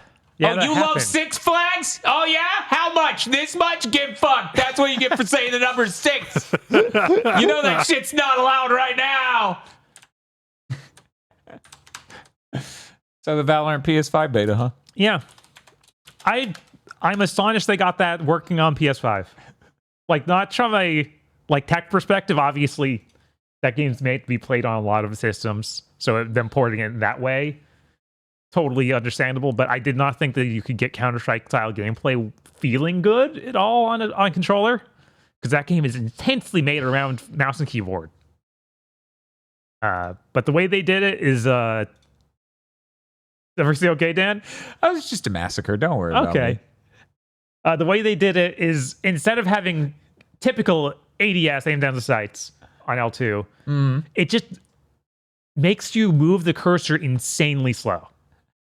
Like, you just hold that to move it super slow, and then you can click in R3 to actually aim down sights. And it works pretty well. That is the exact same system in Flintlock Siege of Dawn. It feels billions of times better than in Flintlock Siege of Dawn. But in Valor, when you shoot someone, does it go slow-mo sniper elite and follow the bullet? No, because then you would as die. their animation stops, but the gun flies directly up out of their hands? Oh my god, that game. Yeah, I'm never going back. I don't think I'll ever watch it again. That's rough. But yeah, Valorant, I don't think I'll let myself get into it. But if you're looking for Counter-Strike on console, here you go. It seems like really well put together. There's a new mode that wasn't there when I played it, because I played this game last time when it first came out on PC. They have a new thing called Swift Play, where rounds are much shorter. Like, it's designed to be 10 to 15 minute sort of match instead of a 30-minute match. And that's cool, because you still get to do your bomb defusing modes, but you just have way fewer rounds to do it in. And I always like that's part of why I don't like going back to Overwatch that much. Of the rounds are just too long.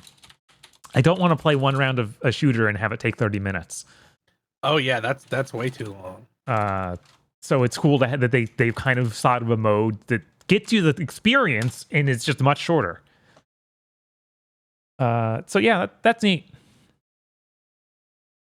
I also played a bit of Tekken 8 because they added in a new character, Lydia something. She's the Polish prime minister that knows karate. She's real cool.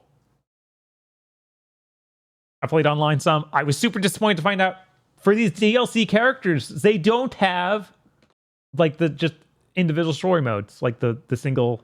Oh, really? Yeah. Don't they cost like $8? Yeah. So I figured that would be there, but no. All right. Maybe that's just all coming alongside the big story expansion that comes out later. But I don't know. Man, even in Street Fighter V, the downloadable characters had a little story mode. Granted, those story modes are like 4 drawings, Right. but still. Yeah, it's kind of become the expected thing. That's in Guilty Gear Strive. That's in Street Fighter 5 and 6. Like, I thought that was just standard. I didn't think any. I just assumed that'd be there, and then I was super just confused when it wasn't. So that was disappointing. But it's a really fun character. We should play Tekken. We should. We should get Cookout and play Tekken. I still have not bought Eddie, but I'm willing to do it if you want to play as Eddie. I don't really care. No. Okay. Dan isn't a girlfriend.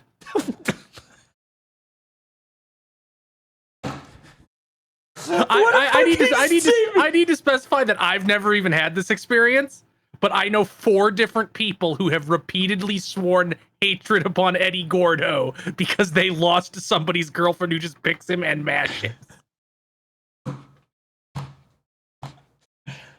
Aggro, do you have any thoughts on it? He's balanced, get fucked. I didn't say he was balanced. I said people who lose to Eddie Gordo and bitch about it suck. I like mid-tier. Learn to play. 3. I think it was like the first week Eddie came out, people were using some sort of bot program to just repeatedly do one combo over and over again and rolling up those charts. One move. One move, yeah. Not a combo. Not even a combo. Just 3. That's why they started calling him Eddie with the 3 instead of an E. Do it in chat right now.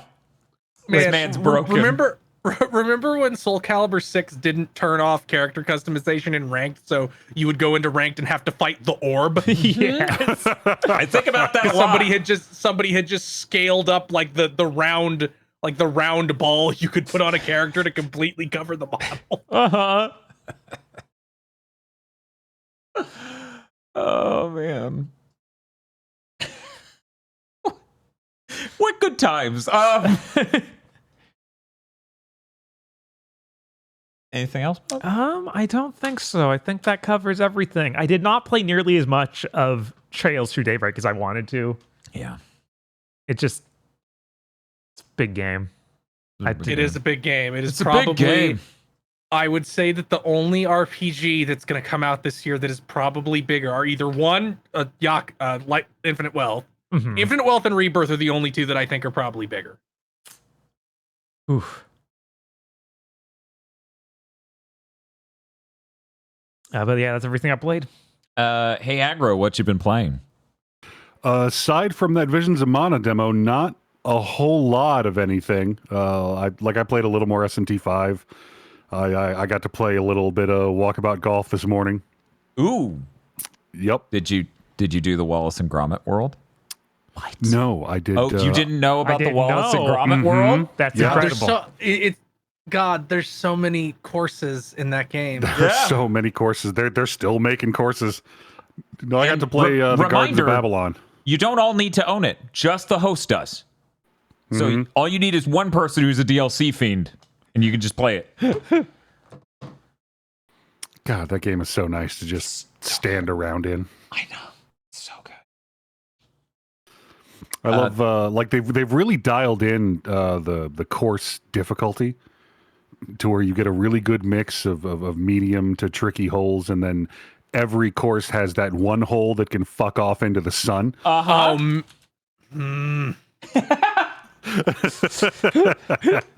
There's that hole on the very first course where it's like hit the ramp and bounce the ball.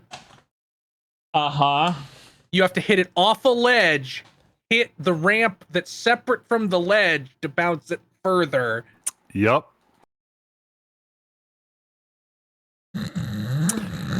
It's doable. The physics are predictable. Until I hit the hole, like the very edge of the hole, and roll out of it, in which case it was probably the ping. Yeah, absolutely. Worth noting, Walkabout Mini Golf is the game that made me go, yo, wait a second. Wait a minute. Maybe the Quest 3 is just good for VR chat. Because this sucks, weirdly enough. And then I just jumped over to PS5.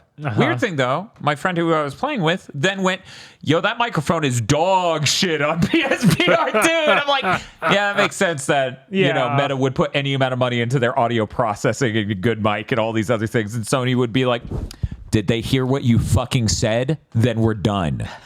Yeah, they heard what I said, and they also heard me going. Anyway. This might be relevant to Chris's upcoming What He's Been Playing segment. Hey, Kris, what have you been up to? I finished Unicorn Overlord. Oh. Ooh. Nice. The only map I had to do twice was the last one. Because there's sure a thing in that last map that'll fuck you. Mm-hmm. Oh, no. Did you not have it equipped?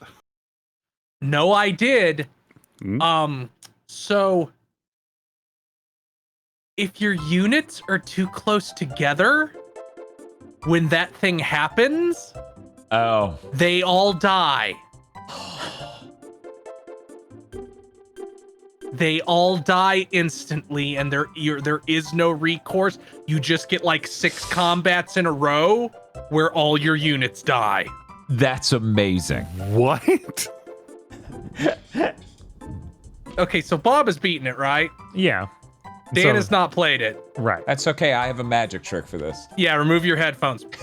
Oh, So no. yeah, if he does the thing to take over your units and they're too close together, they all immediately do combat on each other. Yeah. That, I hadn't considered that. Yeah, Wow. I figured that's what had happened to you. I didn't have that issue, but I could definitely see it happening.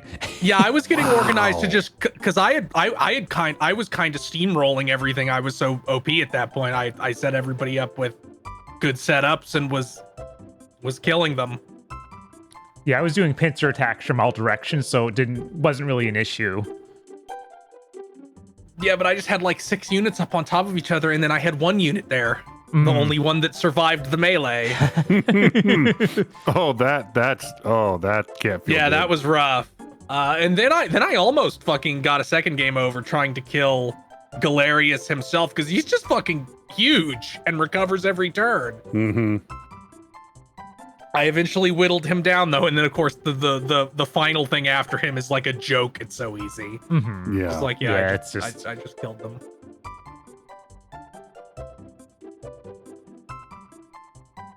Did you Game's sure Did you guys neat. experience the thing where, like, halfway through the game, magical assists started hurting you more than helping you?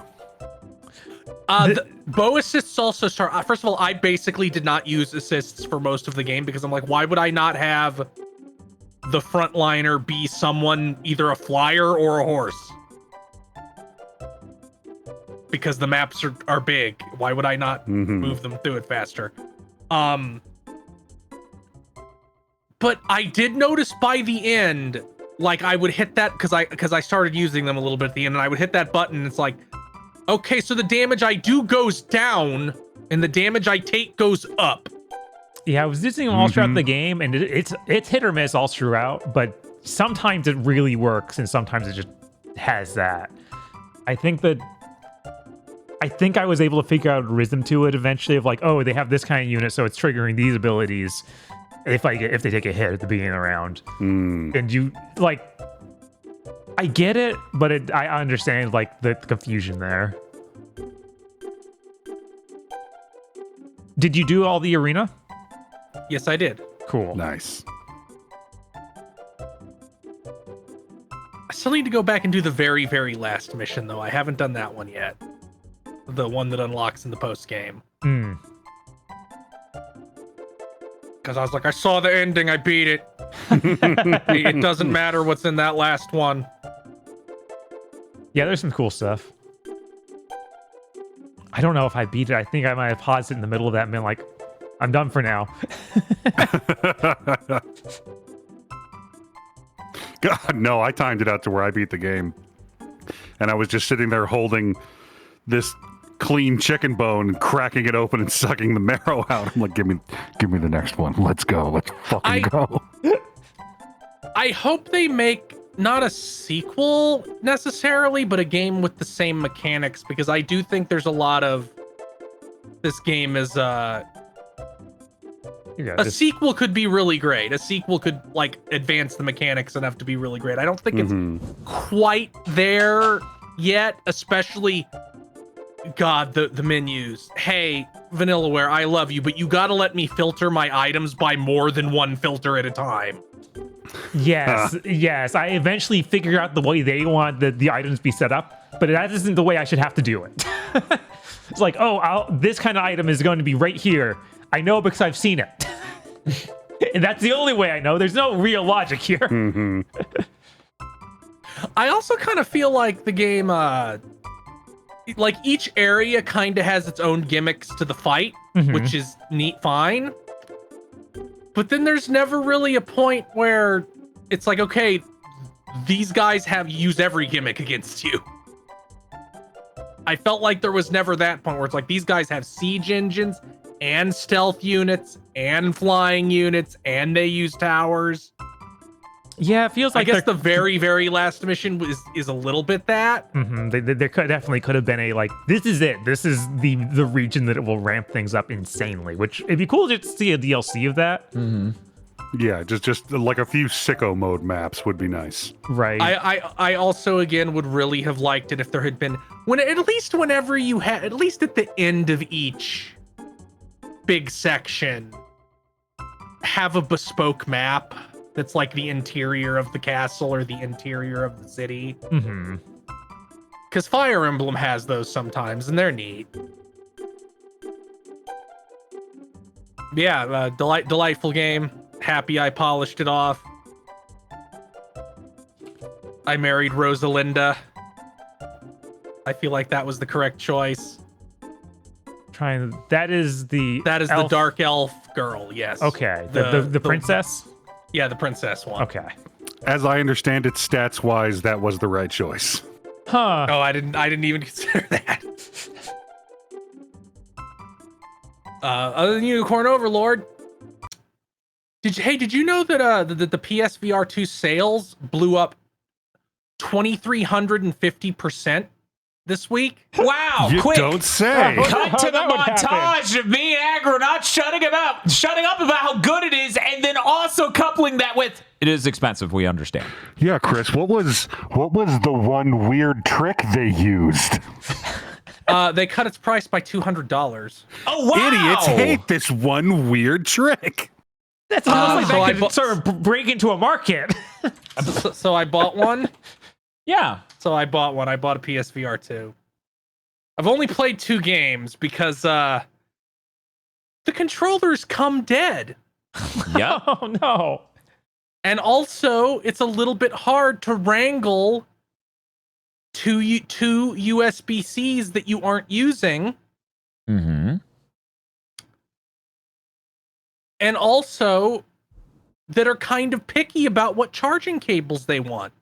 See, I haven't had that problem with mine, but that doesn't surprise me that such a problem could exist because cable quality is all over the fucking place nowadays. Uh-huh. So I just immediately kneeled and was like, fine, I'll buy the fucking charging station. Yeah, I went months without buying one, and then I did it. And Also, went, why did I do this? Also, I'd rather just have them in a thing than just sitting there. That bothers me for some reason. Bloober truck and chat with, I'm going to wait till Black Friday. Surely it will be $200 cheaper. Again? It's going to be $100. Oh, yeah, that's what I'll buy. $100, sure. So due to the charging issues, I only played 2 games, Mhm. although I own 3 VR games. Okay. No, I own 4 because I own Pistol Whip, Dyschronia, Puzzling Places, and Walkabout Mini Golf. And so the only 2 I really played is Puzzling Places and Walkabout Mini Golf. I played much more Walkabout Mini Golf than I did Puzzling Places. I did like 5 puzzles in Puzzling Places. It's like, that's neat. Let's check out Walkabout Mini Golf. Oh. Yeah. I think that is probably the game to show somebody if you're trying to sell VR. Yes. Mm-hmm. I agree.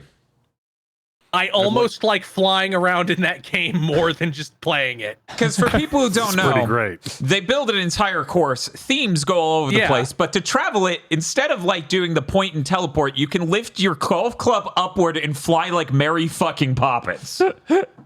Just real good. Yeah, you need to do that to find the lost balls hidden everywhere. Yeah, and then on the hard mode of the courses, it's not lost balls. It is in fact different things per world, which can get a lot more hinty in certain ways. It's really cool. Also, have you did you try Myst? I did not try Myst. I have not bought any DLC yet. I told myself play every course at least once before you buy any DLC. That's smart. That's smart. I didn't do that at all. I played one course and then I bought the entire pack. I know I'm looking at that $50 all the downloadable courses pack, but I have good played the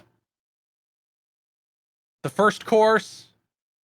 I played the Tourist Traps course, the Sakura Garden course, the Spooky Castle course, and the Yeah. Pirate themed course. Yeah. I played the Sakura course twice because I did so fucking badly the first time I was trying to figure it out. I was like plus 15, and I'm like, oh, that's really unacceptable. One of the holes I got the too many strokes. We're automatically going to the next hole. It's bad when you're the one who owns the game and you just got someone to buy it, and that happens to you.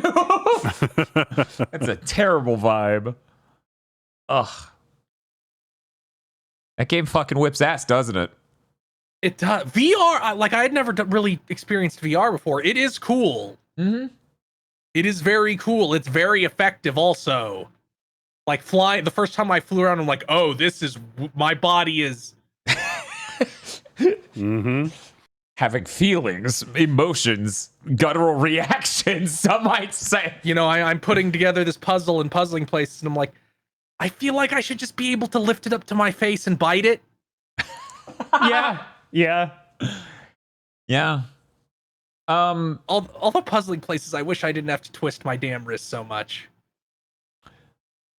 I could see that, yeah, if they use the stick to rotate things. I should be allowed to do that a little bit. Yeah, so like you can see how like I spent all of last year being like the PSVR 2 is an absolutely amazing watershed VR experience, It's but a it was great also device. over $500. Yeah, that is. I really like it. That I wouldn't pay $550 for it. I It's did very it. I was funny. It's like, do you want the version with the Horizon game? And I went, no. no, Yeah, no. I don't. It was Look, fine. I'm sorry. A Horizon game could get 10 on 10s everywhere, and I'm like, I'm good. I had enough mac and cheese at the buffet. I don't need any more of the buffet mac and cheese. If there was more around the core game in that Horizon game, Call of the Mountain, then I would definitely be more positive in how I look back on it. Yeah, like if because they even have the courses and stuff It's separated. just so they thin. do have like one. I'm like, Yeah. that could have been Yeah, a whole thing.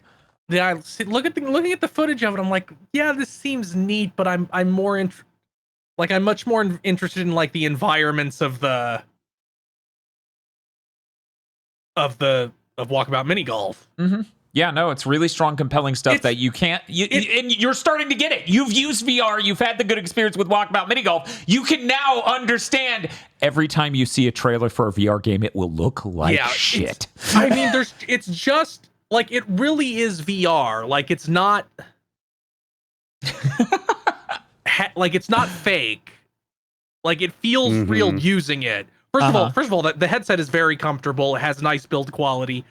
Looks very nice when you're inside it. And the It's a packed great device earbuds on that level. are very good quality. Are pretty good, and yeah. properly hook in so you don't have a lot of extra cable. It's very convenient. It's just like you don't really get it until you're like, oh, I need to look what's over there, and like you twist your body to look behind you, and you look behind you. Yeah. Or is like, I'm looking for these golf balls, and I'm like, I guess I'll bend down and look under this thing. Right. And like that's it. Until you actually do it, you won't get it. Yeah. By the way, if there is a AAA game on PSVR 2 to play, it would be Synapse.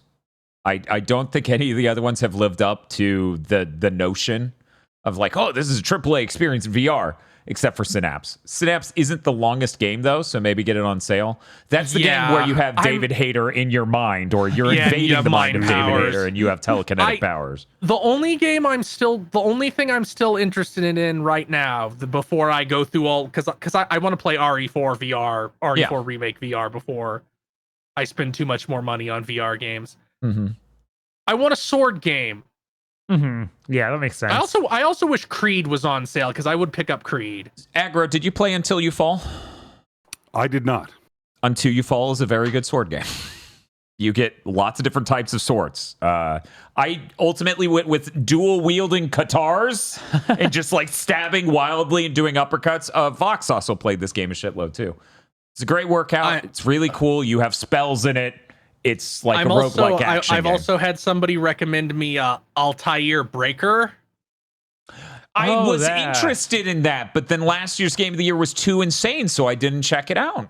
So because it's like an anime themed one, and you're fighting robots with a sword. I'm astonished they still have not made just here's your lightsaber game. Like even if it's not they official, did it for the tiniest part of that Star Wars even game. if it's not for a real Star Wars game, I'm surprised some other people haven't been like, they're not doing it, we'll do it. I don't know why the Star Wars people aren't making just the shooter game and just the lightsaber game. Yeah. Star Wars Tales from the Galaxy Edge is really neat. However, I want a lightsaber game that's good separately. Yeah, and I want a normal shooter game separately. I don't want this weird scope and scale and whatnot. I just want to go through first-person shooter levels. That's when I had the most fun with that. Just literally remake Rebel Alliance 2, but is a VR game. Do it. Anyways, as you probably guessed by now, Kris, we have days of recommendations for you. Yeah, I need to hold off on spending a little bit of more money on it, because I bought the PSVR 2. Yeah. Then I bought a bunch of games. Yeah. And then I bought that charging station. Yeah. So let me go ahead and say this, because we haven't really talked about it, because once again, they dropped the price this massively for the sale, and it doesn't seem like it's the new price. It seems like this might be a sale that ends. I won't know until like a week from now. I was pretty sure they said it was the back to school sale. Right. So yeah. that being the case, if you're sitting on the edge and you have a PS5 and you intend to get the PC adapter, if you see that as a possibility, for the love of fucking God, get it while it's on the sale, because knowing Sony, it won't even be this cheap again for Black Friday, maybe. It is so hard to predict them when it comes to this specific thing because it did not go as they planned. So their normal routine with this, we can't predict. The Black Friday sale should hopefully be exactly this deep of a cut. As good. Right. They should have cut the fucking consoles more. They only cut consoles $50. $50. Go fuck yourself. Jesus Christ. It's not enough. I am still hoping to God that they everything goes down $100 and the PS5 Pro just jumps in at $500. That'd be neat. If they're like, it's $600 again, we're not lowering the price of shit. Microsoft sucks too bad. We don't have to. By the way, Xbox hardware sales the past quarter down 42%. From a year that was as bad as the Wii U. No, quarter. So down from the previous quarter of this year, down 42%. But yeah, apparently that back to school sale ends August 6th. If you're sitting on the edge and you don't want to wait till Black Friday, maybe get that. The PC adapter is supposed to come out in like a week, I believe. At very least, that's when the program launches, and they just put up those Bluetooth adapters for the controllers. I've been thinking about it a lot, and I've been spending a lot of time doing Quest 3 on PC. Quest 3 costs $500, and you have to buy post-hoc solutions. Believe me, I went out of my way to not as long as I could, and it was just clearly a bad idea. The headset was bashing the shit out of my nose because of the nose guards here. It was uncomfortable in a number of ways. The battery life is terrible, and all these different things. When it comes to visibility, the main advantages of the Quest 3 is you can see sharply at your periphery, and the motion clarity of moving your hand is really crisp. You can see moving objects perfectly fine. But your black levels are lifted so insanely bad, it's like a mid-aughts LCD TV. The latency is there, so rhythm games fucking suck if you're doing it wirelessly. You have to buy, this post-hoc battery solution, wireless access point, whatever. It honestly, just the longer I've been, I went all in on this. I'm very earnest on using my Quest 3 on PC, and it has been a pretty good experience, but I absolutely envision a world that PC adapter comes out and I just switch to that. And then it became, why do I have you? For all the exclusives, so you want to play them running at 720p, right? I mean, you all want to see us play the Quest exclusive Batman game where we beat up the numbers on their chest, right? I keep forgetting that's exclusive. So breaking news that we have to talk about right now since we're bitching about prices. Microsoft is price hiking all their consoles in Japan again. They already did this at the start of start of 2013, but now they're doing it again. Series X goes from 59,000 yen to 66,000 yen. Holy S1 shit. terabyte goes from 45,000 yen to 50,000 yen. And the 512 goes from 38,000 yen to 45,000 yen. Basically, I'm cutting off the specific numbers, but yeah. Is this because the yen's losing value? So they're like, no, we're getting that money anyway. I guess the yen is real weak right now. Good luck. Getting that money. I mean, I'm sorry, that would imply they're getting any money. They're not selling these. Yes. Well, I mean, if they're envisioning getting any money, and they're currently getting none money, one could see how that is getting more money. Just stop selling the console in the region. It's over. You lost. Weird that he just called the entire world the region. I know, right? Look, there's not selling the way it doesn't sell in America. Then much worse than that is the not selling it does in Europe. And then below that is the, guys, you sold 800 series consoles this quarter in Japan. Dude, within 2 years, that's going to be a moot difference. It is so nuts. We live in a timeline. It's like, when do they stop? Not do they stop? When? Anyway. Other than PSVR 2 games, so there's a thing I want to do someday, which is stream the build engine Holy Trinity, that being Duke Nukem 3D, Shadow Warrior, which doesn't fucking deserve to be called a game in any kind of holy anything, for the record. And Blood, which is good enough to count as 2 slots of a holy trinity, so it works out. Yeah, it averages out. So I have to practice those games, so I'm not like, where the fuck do I go on this fucking level? This is still the fine switches on the underside of shit to open doors levels of FPS games. So I've been practicing some of those a little bit. Shadow Warrior sucks. It sucks. I'm it's shocked. Not great. It's not especially great. You can feel like the difference between like Duke Nukem 3D and Blood's like our levels are based on things that the developers would have seen, like and been to, like, you know, a city street or a prison or like a lumber yard. Versus Shadow Warriors, here's kind of what we think Japan might be like. Okay, there's like a koi pond. It's badly designed. But I've played and talked about all those games before, so I don't have anything new to say. Other than Shadow Warrior really does suck. Yeah, of course. I'm going to just go reach out on a limb here. It probably has the worst amount of those. Oh yeah, the Twitch is hidden in a horrible place. Of course. Yep. No I'm gonna be real. surprise at Like all. the problem with that game, isn't even just that Lo Wang is a stupid racist caricature. Like that's bad, obviously, but that if the game was as good as Duke Nukem 3D or Blood, it wouldn't come up as much. But the game is bad, so it comes up much more. Level designer Randy Pitchford. He also designed levels in Duke Nukem 3D that are good. Huh. I can't even read And then that if you- without and then just if you hearing play nice the, fucking level, Randy. It's Civi's And voice. then if you play the World Tour Edition, there is level developer commentary in it where that you can, like, while you explore the level, you touch a thing that's existing in the level and you hear 2 of the level designers talk about it. And multiple times in it, they tear on Randy Pitchford. Which game Even is this? cooler. Duke Nukem 3D Okay. World Tour, which Okay. is not a great version of that game. No. Oh.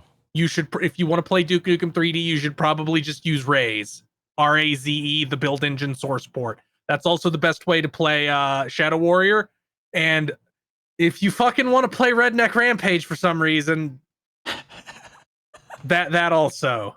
It's okay. Not Blood though. Buy Blood Fresh Supply on Steam.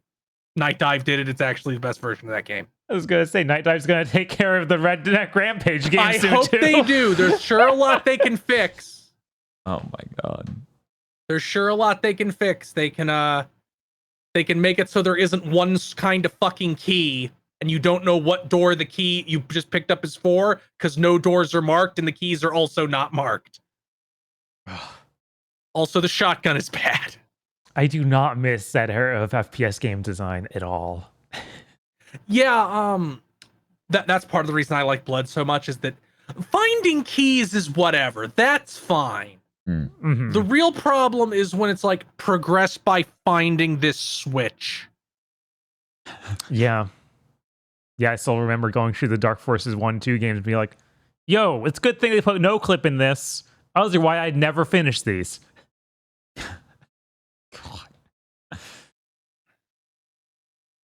But yeah. Oh, and when you buy Blood Fresh Supply after you play Blood, you can download the 30 map mod Blood Death Witch, which is maybe actually better than the core game of Blood. Jesus. Cool. Oh, let's see. That's everything I played. Well, one moment. I need a dramatic title for the text on screen. There we go. Content plans. Anyways, this Monday we released Gamer Premonitions The Switch 2, which not only in that episode, but also over on the Patreon, there are a lot of really good premonitions that have given many people brain spiders already. Bob, What's the- certain sizes and physical form factors that someone's pushing has already gotten people diseased and wondering and constructing things. You're not a good person, Bob. You were wrong to do it. I'm just seeing the future. I don't know what your problem is. Yeah, that's a really damn good episode. That is. I like people being like, I wish they elaborated this at all, but they only mention it in passing multiple times. It's pretty funny. Yeah, that's how it is, man. That's how it is. We saw a vision of the future. We're not here to tell you the entire story. But yeah, no, that's a really great episode. Honestly, one of our best episodes of Game of Premonitions. It cracks me up so much. Just all the different things that went on there. Even over on the Patreon. Yeah, though there's some good stuff in that. Yep. And what do we have coming out next Monday, Dan? An episode of Pokemon Go to the Movies. Which one is it, Bob? It's for the Power of Us. The Power of Us. At least for Public regular people. public people. It's for normies. For normals. For normals. Yeah, patrons get a movie that perhaps is a little bit horrible looking. It's coming in at a It's a little different bit horrifying. wavelength. I feel like that might be the movie that a lot of people, when we first announced the series, were very excited for, though. It's true. It's true. It's a very important movie. Please be very excited for that. We are actually pulling up to the end of the entire series, Pokemon Go to the Movies. So cherish it while it lasts and get early access over at patreon.com/gbpodcast. But tomorrow, Bob and I are beating Deltarune. Well, we traveled into the future. We brought it back from the future. We're going to beat the whole thing. Yeah, we figured we would show you all. Toby Fox said it was fine. Yeah, so sorry when I show up halfway through that stream with an AR-15 and hold Dan and Bob hostage until they give it to me. But yeah, no, we've been wanting to stream Chapter 1 and 2 of Deltarune for a long time now, and we're finally able to. Because Toby let us know that we didn't need to be afraid. Thank you, actually Toby. look like that? Yes. That is very exciting to wedge in between all these other RPGs this year. What game of the year is Deltarune 1 and 2 eligible for? Is it all of them? I think Deltarune Chapter 1 would have been eligible 2019 or 2018, and then Chapter 2 was 2021. Bob, can you believe Deltarune is related to Undertale? Having played Undertale, yes. Wow. Yes, I can. 2018 says chat. Yeah, I'm really excited. I had an absolute blast playing Undertale for the first time ever last year. So it's nice that we get to follow it up this year with Deltarune. And we did it before the 1 year anniversary. Cool. Very exciting. And then maybe next year we'll get it as Chapter 3. Maybe. Toby Fox shuts down development and everyone's like, you ruined it, GigaBoots! Oh no. Anyways, let's see what else. Kris, do you have any streaming plans coming up? Yes, on Saturday I will start streaming Threads of Fate, aka Do Prism. Oh, cool. Woo! Yeah. I don't know if I'm going to stream both characters or only one. I love it when other human beings remember that game and say its name out loud. It's I've such always a novel known thing what it for me. was, but I've never played it. I am curious to play it. Aggro, that emotion fuels our entire streaming channel. Right. The writer and scenario creator of it wrote the scenario of every single Kingdom Hearts game prior to Dream Drop, which maybe it would explain why there was a weird shift in tone with Dream Drop that continued through Kingdom Hearts 3. Yeah. Huh. I didn't know this was a thing. It is highly thought of by a lot of Square Enix executives, so maybe I'll play it and it's like, oh, this is Kingdom Hearts 0. Who'd thought? Probably not, though. No, wait, that's Secret of Mana. I'm so confused. What if this is story-wise Kingdom Hearts 0? And What then if- Secret of Mana's mechanics-wise What if Secret Mon's -1? Kingdom Hearts 0? And then this is 0. Then what's Legend of Mana? Irrelevant. Unrelated? Oh. Hey, not irrelevant, unrelated. Those are different. That's awesome. Hopefully I can catch that. And then maybe I'll play that hour-long Dojin game that I think is directly inspired by Threads of Fate called Duo Princess. Ooh. Cool.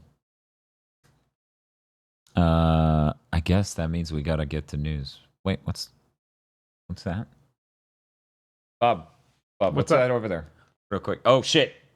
It's the Pod Lords. Oh, fuck.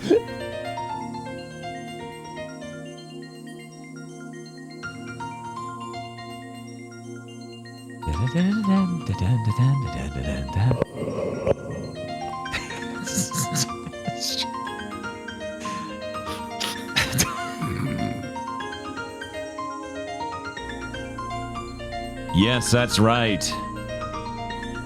The Pod Lords. The Pod Lords.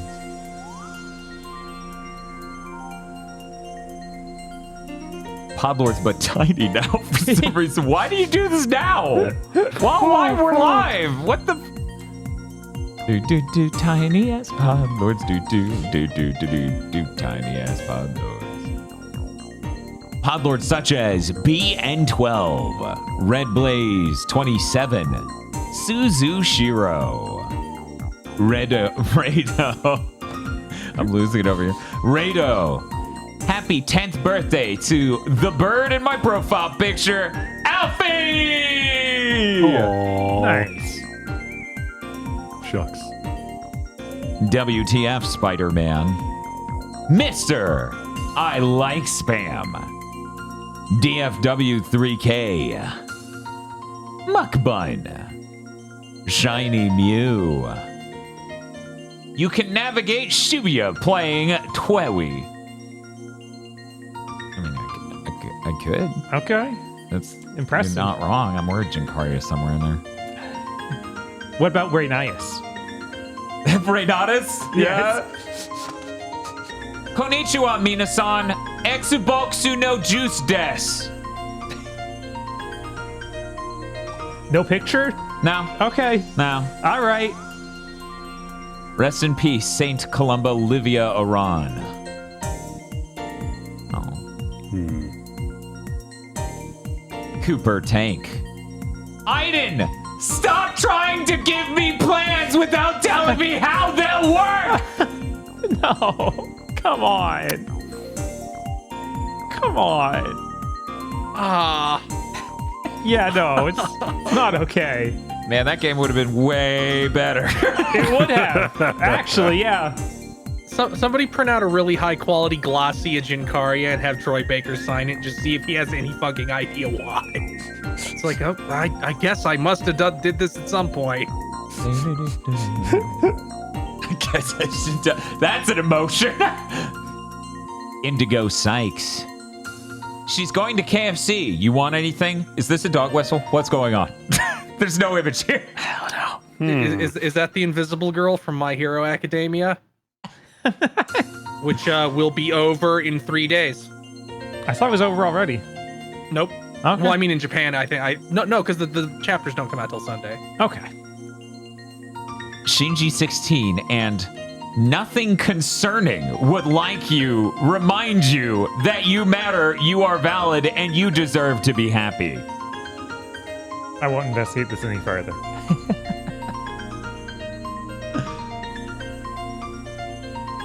A raccoon enjoying a snack.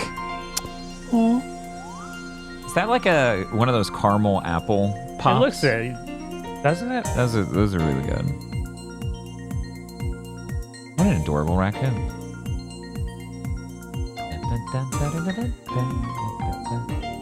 If you know, you know. Aggro? Do you know? What? I have some educated guesses. I need to go check some shit. You're traveling along the desert and you see a turtle on its back and also 2 waffle items. Yeah, I'm also struggle as to what this could mean. My assumption is areas you can move around are larger, but fewer. Or they nerfed that one puzzle. Holy shit. Oh, okay, that's gotta be it. Knowing Riven. That's gotta be it. The hard M rejects the despair of gaming and instead finds the joy of painting. Hey, good job, man. Beautiful. It's a beautiful, beautiful painting you've got there. Oh no! Next week we're gonna get Bob Ross painting Jinkaria. You don't have to wait till next week. We're just gonna put a splendid little plan right here. No one's going to talk about it. It's just going to be our plan. And if you tell anyone about that plan, I will cut you. Saralina, Timothy Fister, Bearded Joe, Krunglespum, Pleochrome. I know this was 2 weeks ago, but Yik 2 sure occurred. No. What is he in front of? Crowd strike. The fuck is CrowdStrike? Oh. I don't understand the association. Y2K2. Uh-huh.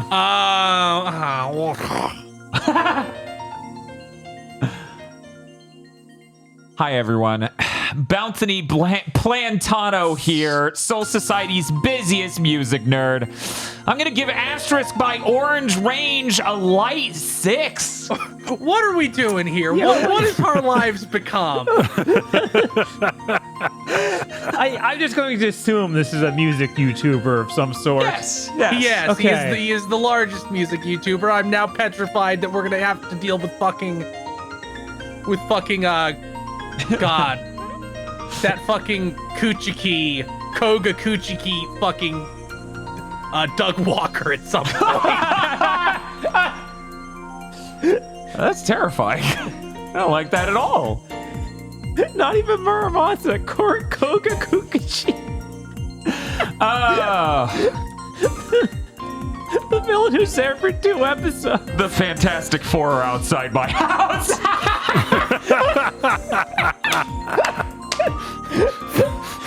Flaming huge number 4 on his front lawn.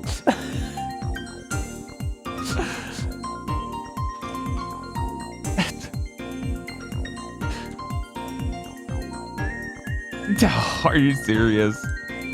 1 week left before Summer Mommy, I mean Ibuki's banner leaves. Fellow FGOers, get her if you still can. You think you can? You think you could get her? All right, dude. Jesus, Summer Mommy. Is this like some weird variant of shooting doji?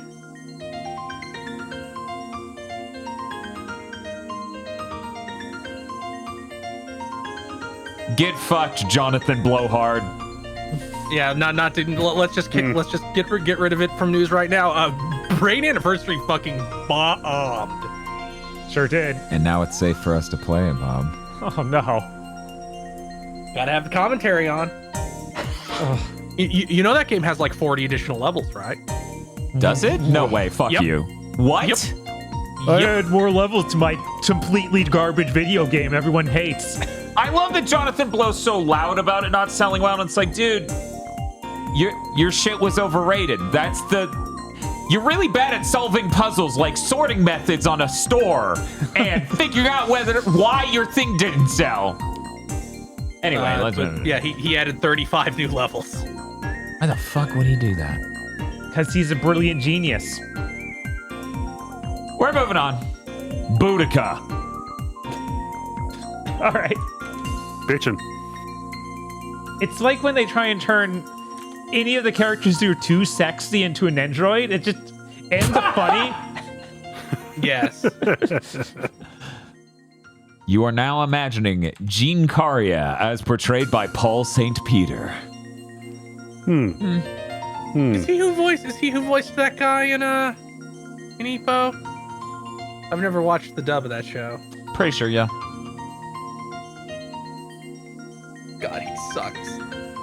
He is Jinkaria Core. You're like, wait a minute. Son, you gotta not just counterpunch. You have to You have to have more than that. I can't guide you at all though, because my strategy was doing that and I got murdered in the ring.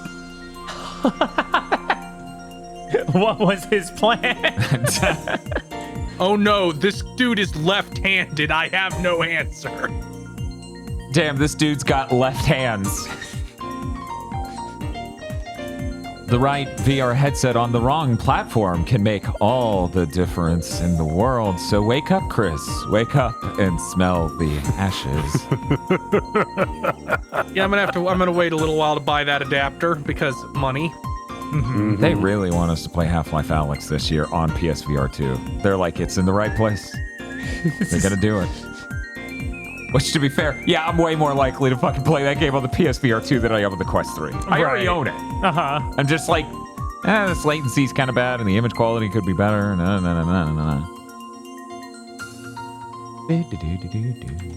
And full of delicious JRPG flavored sawdust. Yum.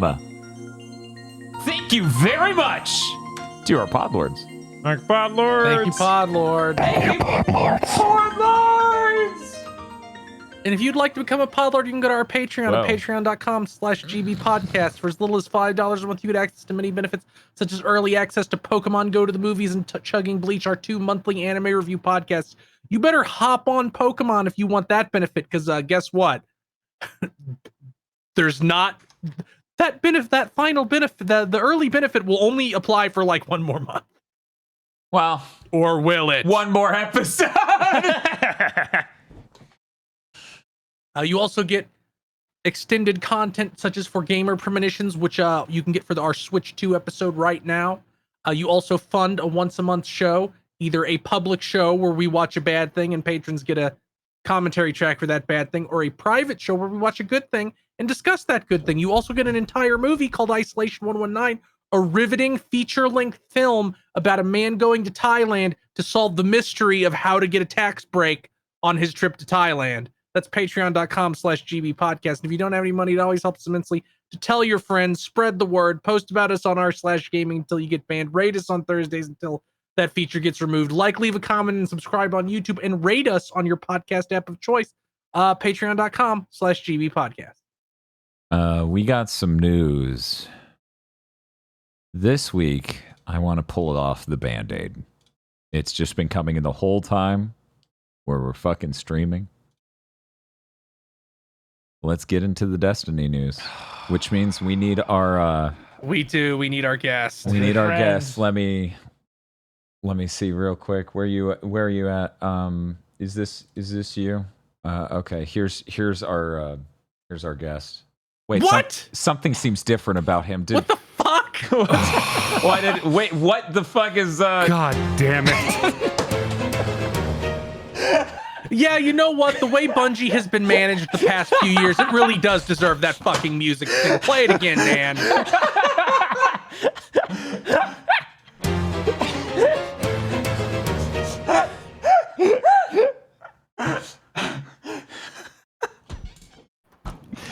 So what was their plan? Who knows? Bungie is laying off 220 people. That is 17% of their workforce. God. Continuing the trend of Bungie leadership being fucking burned down, roughly 170 people are moving from Bungie to Sony Interactive Entertainment to make a new studio that is making another fucking service game. What is wrong with Sony? I don't know. The only thing that even remotely sets off neurons about what we know about that game is it's a frog genre game. I don't know what the fuck they mean by the term frog genre. Yeah, I don't know. They said it was an action game as well as a frog genre game. Unclear. Hobby grade enthusiast. It seems like they probably triggered the takeover clause. Yep. Because for if anybody didn't know, the seemingly this is of course is all corporate inside baseball, so we don't know for sure. Mm-hmm. When Bungie was acquired by Sony, leadership got a payout. And part of the deal was they would get more and more of the payout as time went on. If ever Bungie fell below a certain amount of profitability, they lose their autonomy, their leadership loses some of that payout check, and Sony gets to take them over. Bungie loses their autonomy and just becomes a Sony studio. Mm-hmm. That seems to be happening. Yeah, I don't see how they could move all these people without doing that. We got news just while we were live that 2 different senior executives at Bungie are gone. They were working on a new game based on Destiny in Destiny that was not Destiny. Just whole new game. I think this was the first I'd ever heard of this project. It's not Marathon. And it's not. Is it Payback? It is Payback, but it's just they were working on that. They were senior execs. They're gone. Uh-huh.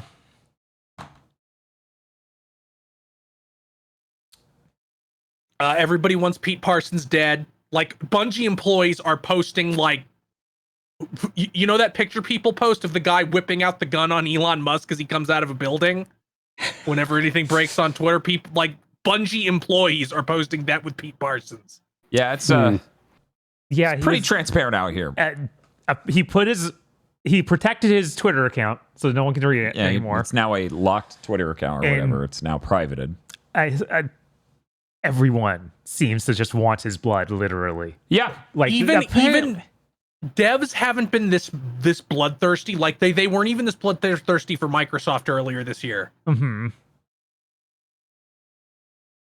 He was apparently you had Bungie employees going, you fucking gushed about your fucking car collection like 2 days before you fired me, you piece of shit. Right, you invited me and everyone else out to see your car collection 2 days before you fired all of us. It's like, what? What an asshole. Yeah. Man, it sure is legally dodgy to wish someone would get beaten to death on a podcast. Yeah, I think that's really unfortunate that that's legally dodgy.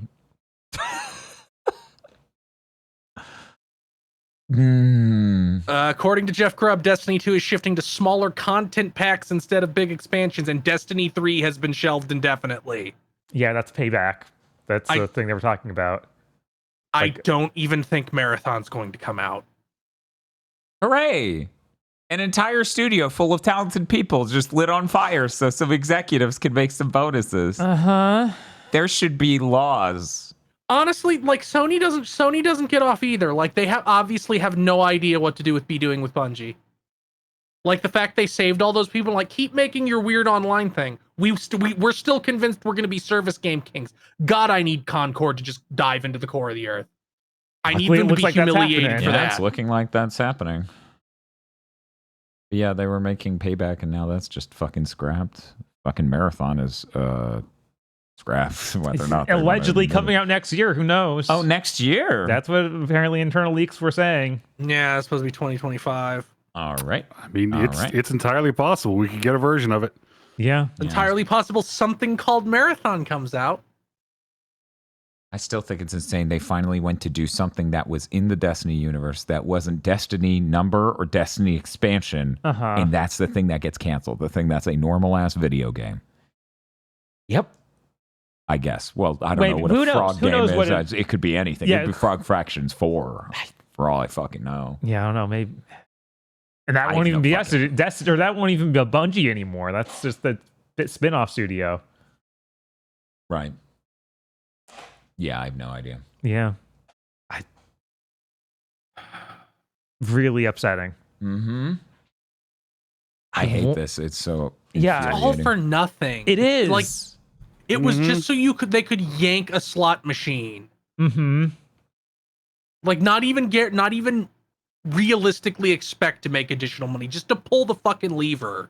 Yeah, and it sounds like they cut entire segments that were super important. Like I saw, basically, it sounds like the entire audio department. Are you fucking gone. serious? Yeah, various directors from that were like, yeah, me and everyone who worked with me is fired. It's like, guys, that's one of the most important parts of your games. Your studio as a whole. Yeah. That's your identity, you fucking morons. One of the best music sections in the industry. Too bad they're run by evil people. Mm-hmm. Yeah, and I saw several different whole divisions heads say this. what's even left of the studio? There's 800 people. Can they even make a game though? Or are they just going to be doing weird small support for Destiny 2? In which they're case, just what are you doing? They're just gonna peter around for a little bit and then get shut down. $4.5 billion well spent, Sony. Yeah. Yeah. But Jim Ryan, he's really gotta go down in history, like hand in hand with Phil Spencer. Like, we caused the second Dark Age. Good for us. Yep. Yeah, it's fucking crazy because he's gonna get off so much easier than he deserves. Oh yeah, for sure. Because this is already happened long enough after for people to be like, no, this isn't him. Yeah, Like, because their brains don't fucking work. They're gonna be like, what? That's not him. Yeah. He wasn't there when it happened. He definitely didn't, he didn't set the dominoes all together. Nope. He's responsible for those things that definitely weren't set up before he came in. It's thanks to Jim Ryan being there for a year that we got Ghost of Tsushima. Thank you, Jim. An asshole. I want to believe. God, without like Pete Parsons being gone, I can't believe anything. Right. Like, I'd love You to can't think be this optimistic is about shit. This is it. That Sony has initiated a takeover, and they are not going to continue with this trajectory, and maybe they won't fire people. But he's still there, so who knows? So either I'm getting a colossal error on LinkedIn that's not normal, or this dude delisted his LinkedIn temporarily. That seems insane, though. I saw a screen cap from Pete Parsons' LinkedIn where it was like, he worked at Microsoft, went and did a startup, and then joined Bungie right before they spun off from Microsoft, or as they were spinning off. So he's not even like... Yeah, he's like an old guard Microsoft producer from what I read, but I can't look it up right now. I can't verify. Parsons has been at Bungie since 2012, yeah. No, since 2002. Really? Because there was a middle ground that is there. what his LinkedIn says.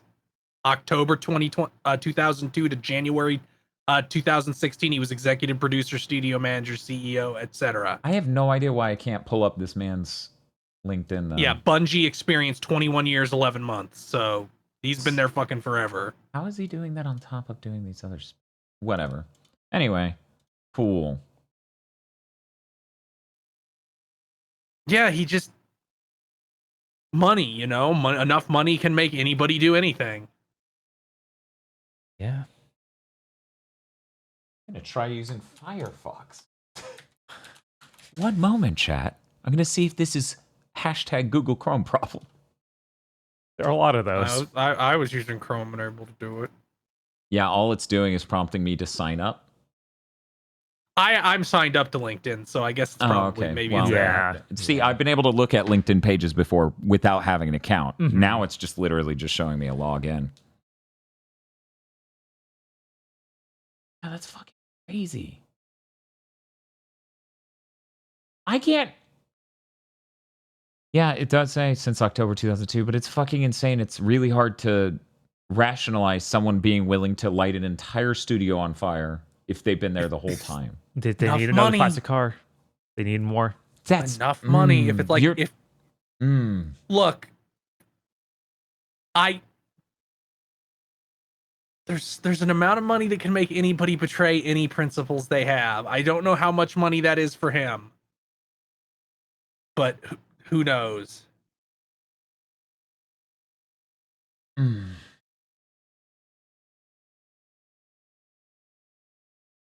God, what horrible fucking news. Yeah. Yep. I'm so sick of this shit. Over and over and over. Yep. It was so cool when the Sony fanboys were like, yay, they acquired Bungie. This is so heckin' poggers. And it was like, that's a lot of money. This won't go well. Yeah. Yeah. It was immediately like, that's never good. Mm-hmm. That's way too much money. Mm-hmm. What could this possibly do for anyone that Bungie's obviously on a downturn? Mm-hmm. No, Bob, you were really toxic when you pointed out that Bungie was on a really obvious downturn. Yeah. I don't know how any level you're toxic if you point out a company being acquired for significantly more than it's worth will inevitably result in the destruction of that company. Me looking at Activision slowly starting to sink into the fucking sea. It's okay though, because the weight of owning Activision will make the entire Xbox division implode, being a weird reverse Uno.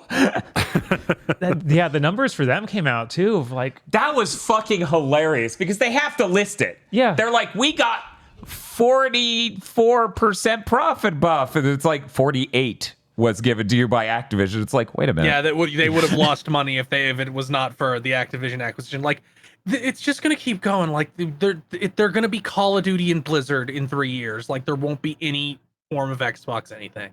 I mean, their studios are basically lame ducks. Mm-hmm. Like, the fact they have to pull people off of Tony Hawk, or sorry, that's a different Activision thing. I need Fable to ship so we can move past it and prove they can ship a game. Because Forza, I'm not sure if anyone here played Forza Motorsport last year. That doesn't qualify as a full game. Yeah, that only technically shipped. Yeah, I didn't play it because it didn't have music. I'm like, you failed. You failed your assignment. Like, there's a reason like that game. You don't get to go fuck you. Put your own music. Go fuck yourself. There's a reason the only people who talked about that game are Digital Foundry talking about the ray tracing in it. Okay, some of those Bethesda-owned studios will keep going. We already chopped off a number of them. I know. And there's no way that Machine Games is surviving past Indiana Jones. Oh. God, that sucks. Yeah. God, that sucks. Let's move on news-wise. What's next? Mario and Sonic at the Olympic Games is done. When I wrote it, it seems to be done, but it is actually confirmed that it is done. The Olympics are moving on from that partnership. They want to work with esports partners and make NFTs. Not smart ideas, but then again, those games really fell off. Like the original Wii one sold like 7 million copies, and the most recent 2021 like barely cracked 1 million. It's like the absolute lowest on the Switch bestseller list. And if you can't move that much on the Switch during COVID, on COVID during peak COVID, it might just be time to move on. What they're moving on to sucks though, so I don't know. Yeah. Yeah, that's fair. Huh.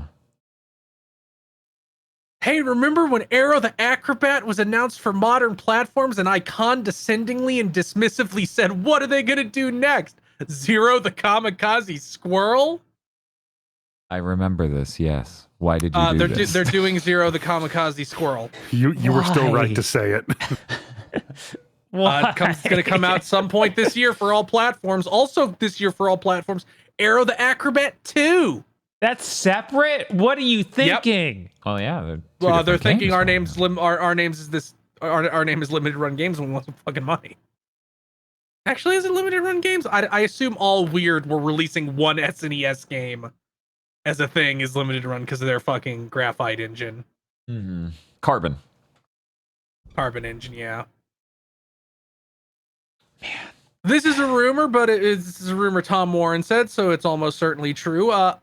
Avowed is going to be delayed to early 2025. They claim this is not because the game is not finished yet. It is because they wanted to get it out of a busy window to Game Pass, to which I say, you're full of shit. This is the new favorite line publishers roll out when they're delaying a game. It's always wrong. Mm-hmm. Games they said this about: Starfield, Jedi Survivor. I think they fucking said at some point said about Dragon's Dogma 2. Maybe.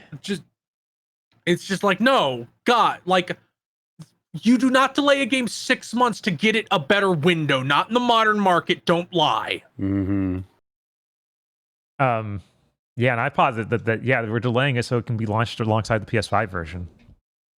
Entirely possible. No. Why would they launch an Xbox game on PlayStation? I just don't know. They would certainly never do that, right? So I mean, I've been told they would never do that. So by people who never lie. About the PS5 Pro being the best place to play Gears of War. E-Day. Yeah. And finally, in a very insane story, ROMhacking.net is done. Like Done. The owner is stepping away. There no more submissions, no more upkeep. The site will remain up. All files are going to be put on the Internet Archive. Downloads will remain up as long as that is feasible to do without putting any additional money into it, I think. This is apparently because in the process of trying to find more people to work on the site, he got paired up with some weird vindictive psychos who doxed him and put out his fucking all his personal info. Oh my god. And his fucking family got hassled by them. And he's like, fuck it, I'm done. 20 years they ran this site. Wow. People suck. So Yep. We genuinely, like, this new generation of people, and there's some old generation people too, but I've noticed it a lot with like younger people. If you're too into internet sleuthing on people you don't like, you should be ostracized from society. You should have nowhere. You should have to go hang out with Kiwi farms with the world's biggest racists. That needs to be your community now if you're doing this. I don't fucking care what reason you think you have for doing it. yeah, this is fucking shit. You Yeah. aren't a fucking cop. You wish you were, but you aren't. In your soul you are, but you're not. And you need to shut the fuck up. Mind your own fucking business. What the fuck's wrong with people? I don't know. I have no idea. I unironically believe if somebody posts your personal info online, that should trigger stand your ground laws. I should be able to go across state lines and pop you. That would certainly change some things. I was about to bring up how many movies in the 80s were about the cops have failed us. Oh no, if some badass would show up and dish out some justice. There's a reason there was that fascination then. Just to always think of that clip of the dude getting hit with a rocket and exploding, and then it's like he was taken in by the police. Yeah, he was later arrested. Jesus Christ. What a fucking nightmare. Let's move to Bob News. Bob Sure. News. Bob News. Can Can I put away our man here? Yeah, for now, I think there might be one in here that's bad. Let me No, it's see. cool. We'll just let him. No, leave. nothing- Here, nothing- You no, can, nothing you can go of home, mine. man. Everything's. Yeah, get out of here. Capcom had made a Bunraku theater performance for Kunitsu-Gami, where they actually got, like, this is a traditional Japanese theater with the gigantic puppets that are manned by like 3 people each and put up on a stage. It's really neat. And they put the whole thing up on YouTube, and it's like they say it's a prequel, but really it's just like the beginning of the game retold using these puppets. Huh. Neat. So I suggest going checking that out. Unfortunately, they made the decision of, we don't want to make an actual stage for this, so we're going to green screen them over the game, and it looks horrible. I don't know why they did this. The whole thing was this is you have 3 puppeteers wearing all black, so you aren't supposed to see them because there's supposed to be a black background or something that obscures them. Instead, they just stand out like Thor's thumbs holding these puppets. Yeah, it's pretty funny. Yeah, it's certainly a choice. It's, it's a theater convention. It is. It's just, it looks, the edit out for the green screen is really bad too. Yeah, Like, you're supposed to get a higher angle. Right. If you just had nothing back there, Uh-huh. it would be better. Because there are little parts of the set that are made. There's like, yeah, this is traditional Japanese, like lanterns and things. It's like, that's all you need. You don't need this. Look forward to our travel vlog when Bob says this all in the theater. Like theater, they after the wouldn't do show, this. No! right? In a theater, you can't do this. You can't have poorly green screened out things. Bob's like, come on now. God, now I'm just taking it to the extreme and just, that's a puppet. That's not an actor. My suspension of disbelief isn't suspended. Which they did pair up with an actual Japanese theater and got these puppets like traditionally made. So it's pretty neat. They have like fully functioning hands. Like every joint. That's cool. Oh my God. Yeah. Really? Yeah. Why it takes 3 puppeteers.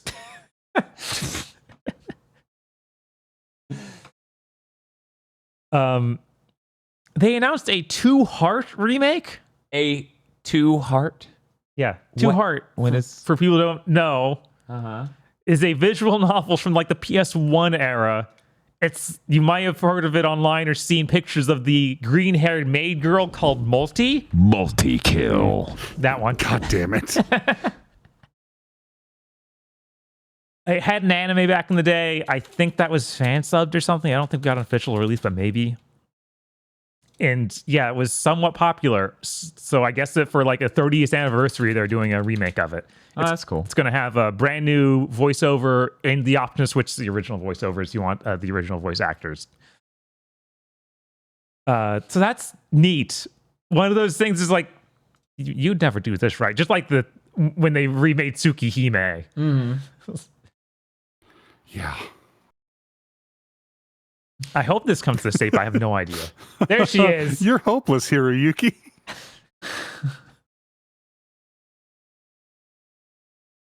We also got a bunch of Mortal Kombat 1 announcements.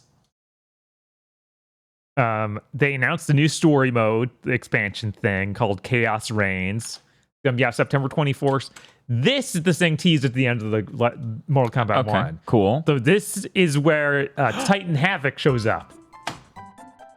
Go ahead. That's it. That's it. That's all I was gonna. I wasn't gonna spoil the whole end of the game. But yeah, the terrible teaser for the next game where Havoc shows up is actually this story expansion. So we're gonna just sell that now. You remember? Thank God. You remember when people were like, they never follow up on those, and they were like, "Don't worry about it, guys. They never follow up on the teasers at the end of the game." What? I feel like Mortal Kombat. They've literally done that every single time. Feel free to go back and check the live chat on that stream at the end, and also the comments on Big Thing, because I swear multiple times I had to read, yeah, they teased a couple things and just didn't follow through on it a couple times. If I were to guess Mortal Kombat X. Yeah, maybe, but they do. Isn't the whole point? Evil Raiden is definitely a thing in 11, isn't it? Yeah. But we got to talk real quick about these follow it up? price points. $50 for PS5, Xbox Series, and PC. $40 for Switch. You should give it to me for free for the Switch. Right? What the fuck do you mean $10 savings? You already charged me. You overcharged me $10 is a generous take because that implies that you should have sold that for $60. Yeah. God. Yeah, I don't know why they're like this. But they also announced all the new characters that are coming for Combat Pack 2. So we have Noob Saibot, of course. Mm-hmm. Cyrax and Sector, but now... Sorry, Bob. Sector. Sector. Sorry. Now they're both ladies wearing power armor, like Iron Man or Bubblegum Crisis. Okay. Seems pretty neat. I'm always up for a new take on those characters. I feel like they've never really had a home run for what you do with Cyrax and Sector. I thought some of the Cyraxes were cool.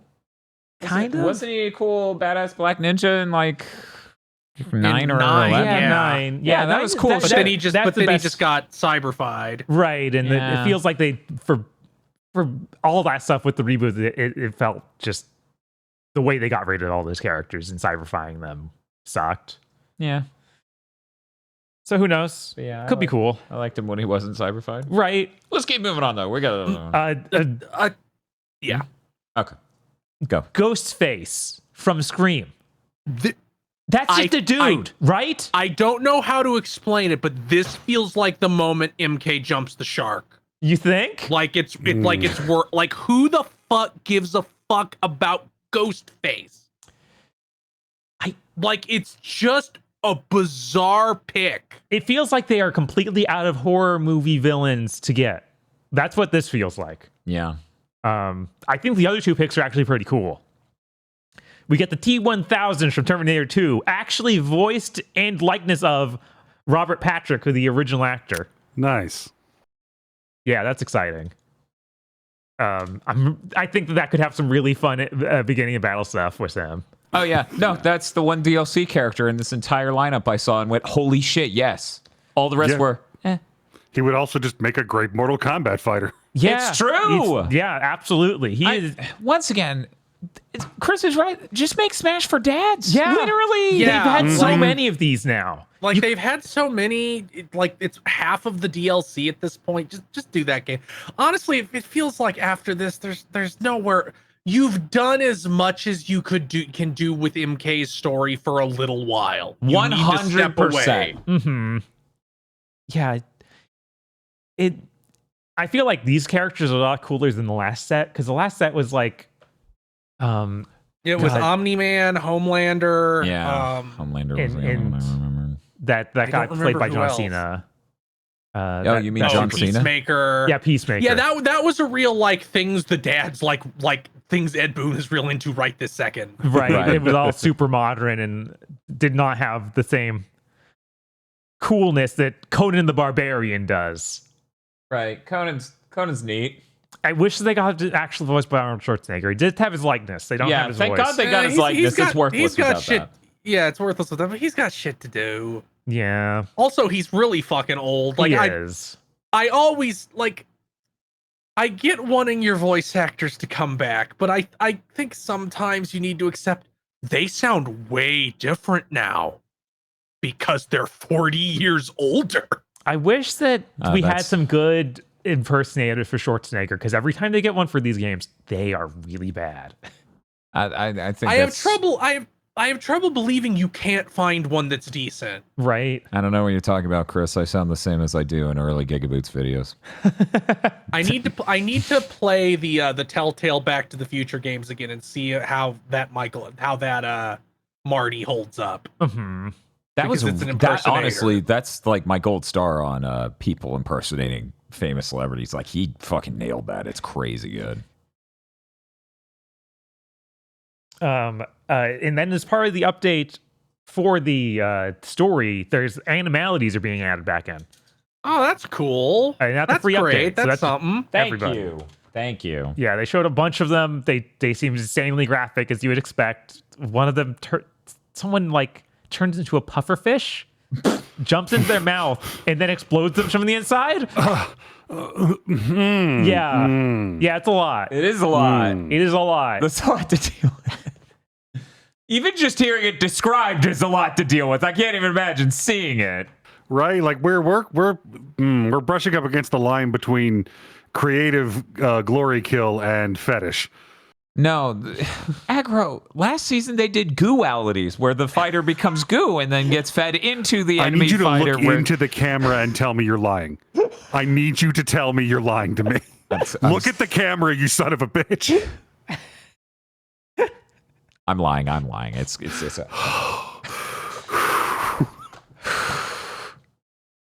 Wow, this whole season pass is nothing but slime girls. that's weird. How did they get the rights to? Never mind. No, I'm dropping the joke. We're walking away. Hey, Yeah, Bob, you got any other news? Fatal Fury City of Wolves announced another character like immediately after we ended recording last week. Yeah, I was like, wait, I saw this on Big Think Day. Wait, right, that was 10 minutes after. God damn it! Billy Kane is being added. Now he doesn't have his bandana anymore. He looks so white trash. You fucking walk into a bar in Niceville and see this motherfucker. I'm astonished he isn't bald. I don't get it. It doesn't seem right. I don't think he was ever bald. He always had the He had the bandana and super bandana. short hair, so I always just assumed, yeah, he's balding heavily or something. No, he's just a chav. It's just a cool. He looks like dude. he's in Smash Mouth. He does. He does. Yeah, this is great. This design's perfect. God, he looks like such a piece of shit. It's so funny. It is. good. They announced an Astrobot themed DualSense. I'm doomed. It's so fucking good. It looks. Fucking It does look awesome. very nice. I don't like the eyes, but I understand why they need to be there. You don't I don't like the controller looking back at me. You don't like that? I like the controller that smiles back. No, that's a really good design, Bob. I already have 2 dual senses that are just in their box. Yeah. Because I thought these would break, and they haven't for me.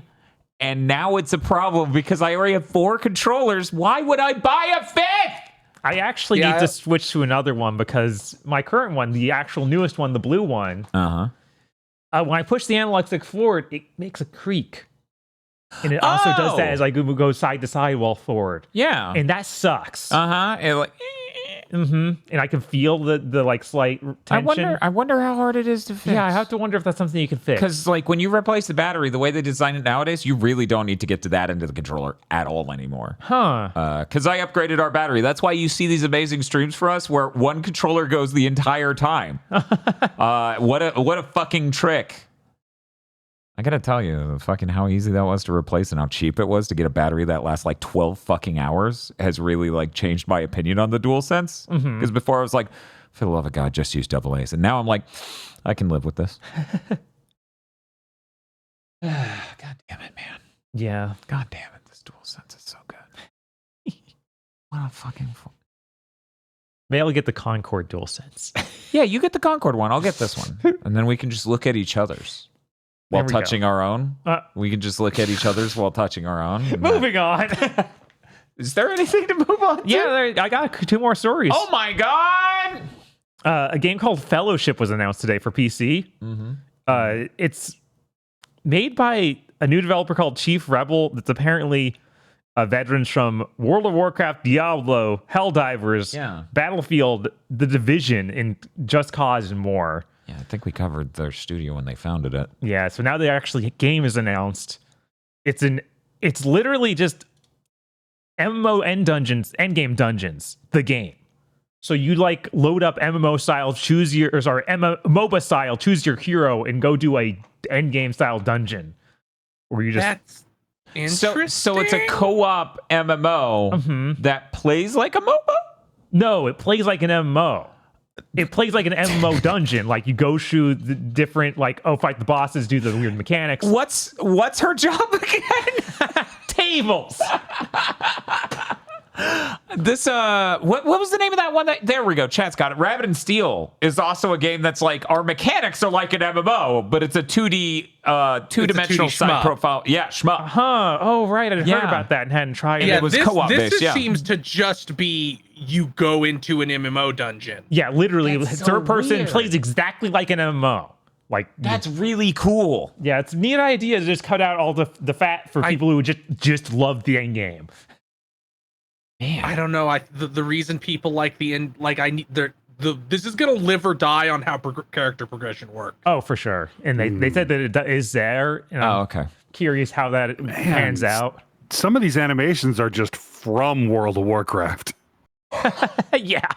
Turns out it just comes with modern versions of Unreal Engine. They just stole them all. Thanks, Epic.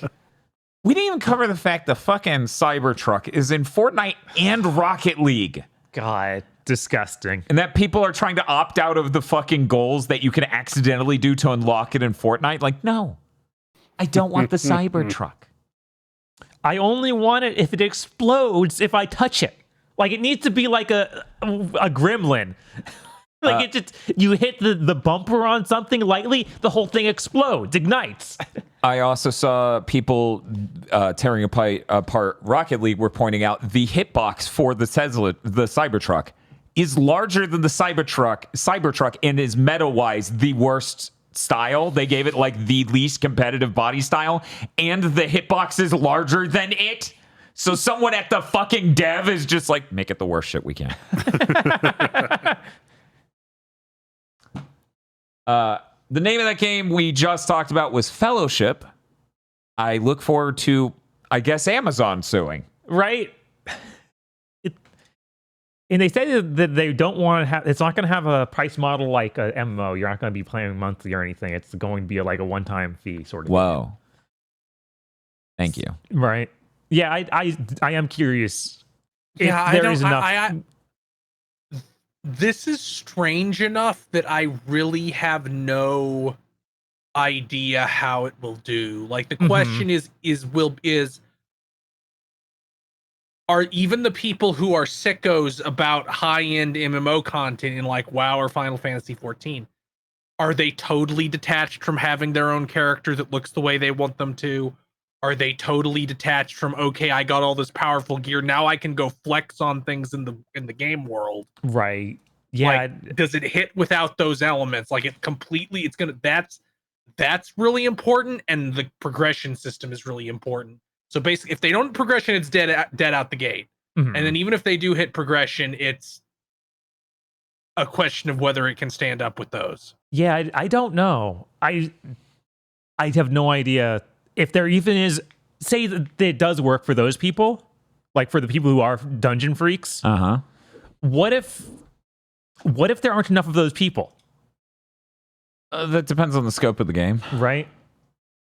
Yeah, I don't know. I have no idea if you can divorce it like this and do that, and if it'll pan out.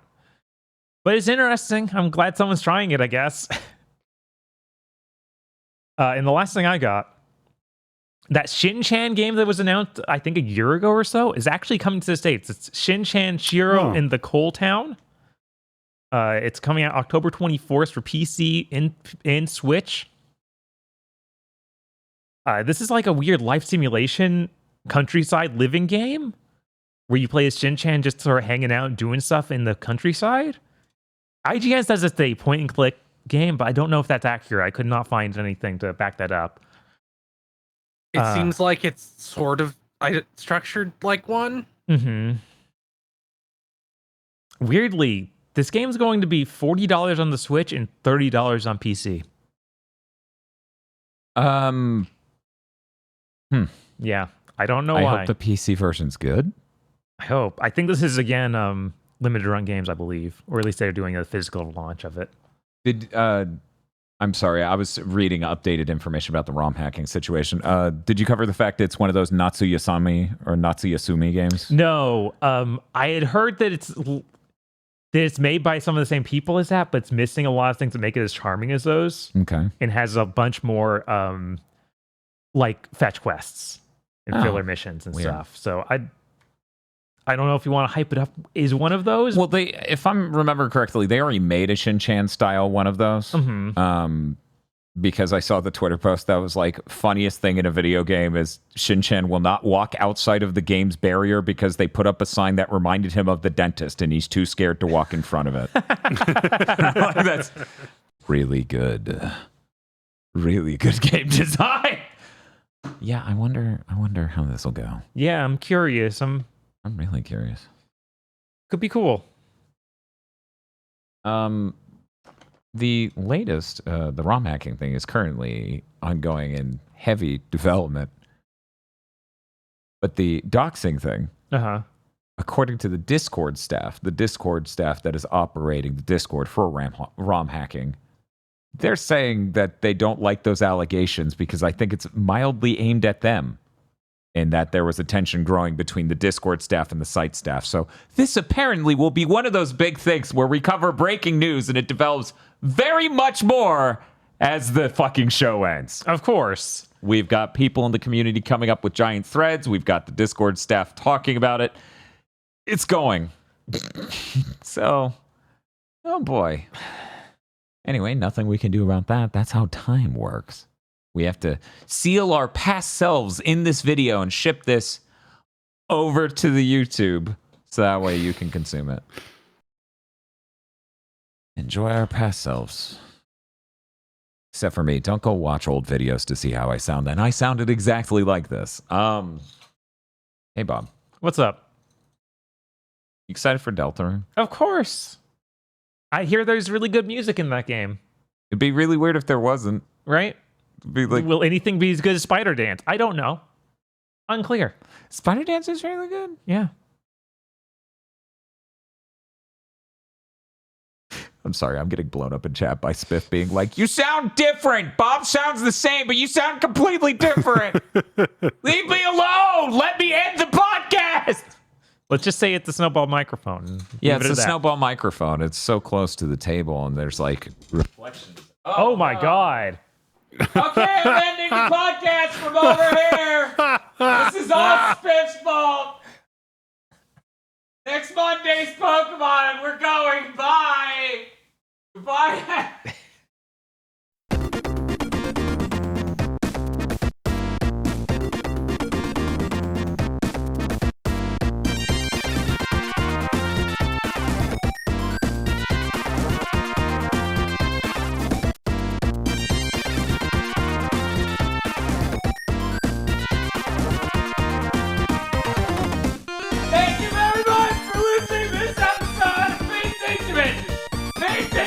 podcast is possible because you and your support over at patreon.com/GB podcast, where you can get early access to Pokemon Go to the Movies, early access to Chugging Bleach, exclusive access to the movie Isolation 119, exclusive access to extra gamer premonitions. That is patreon.com/GB podcast.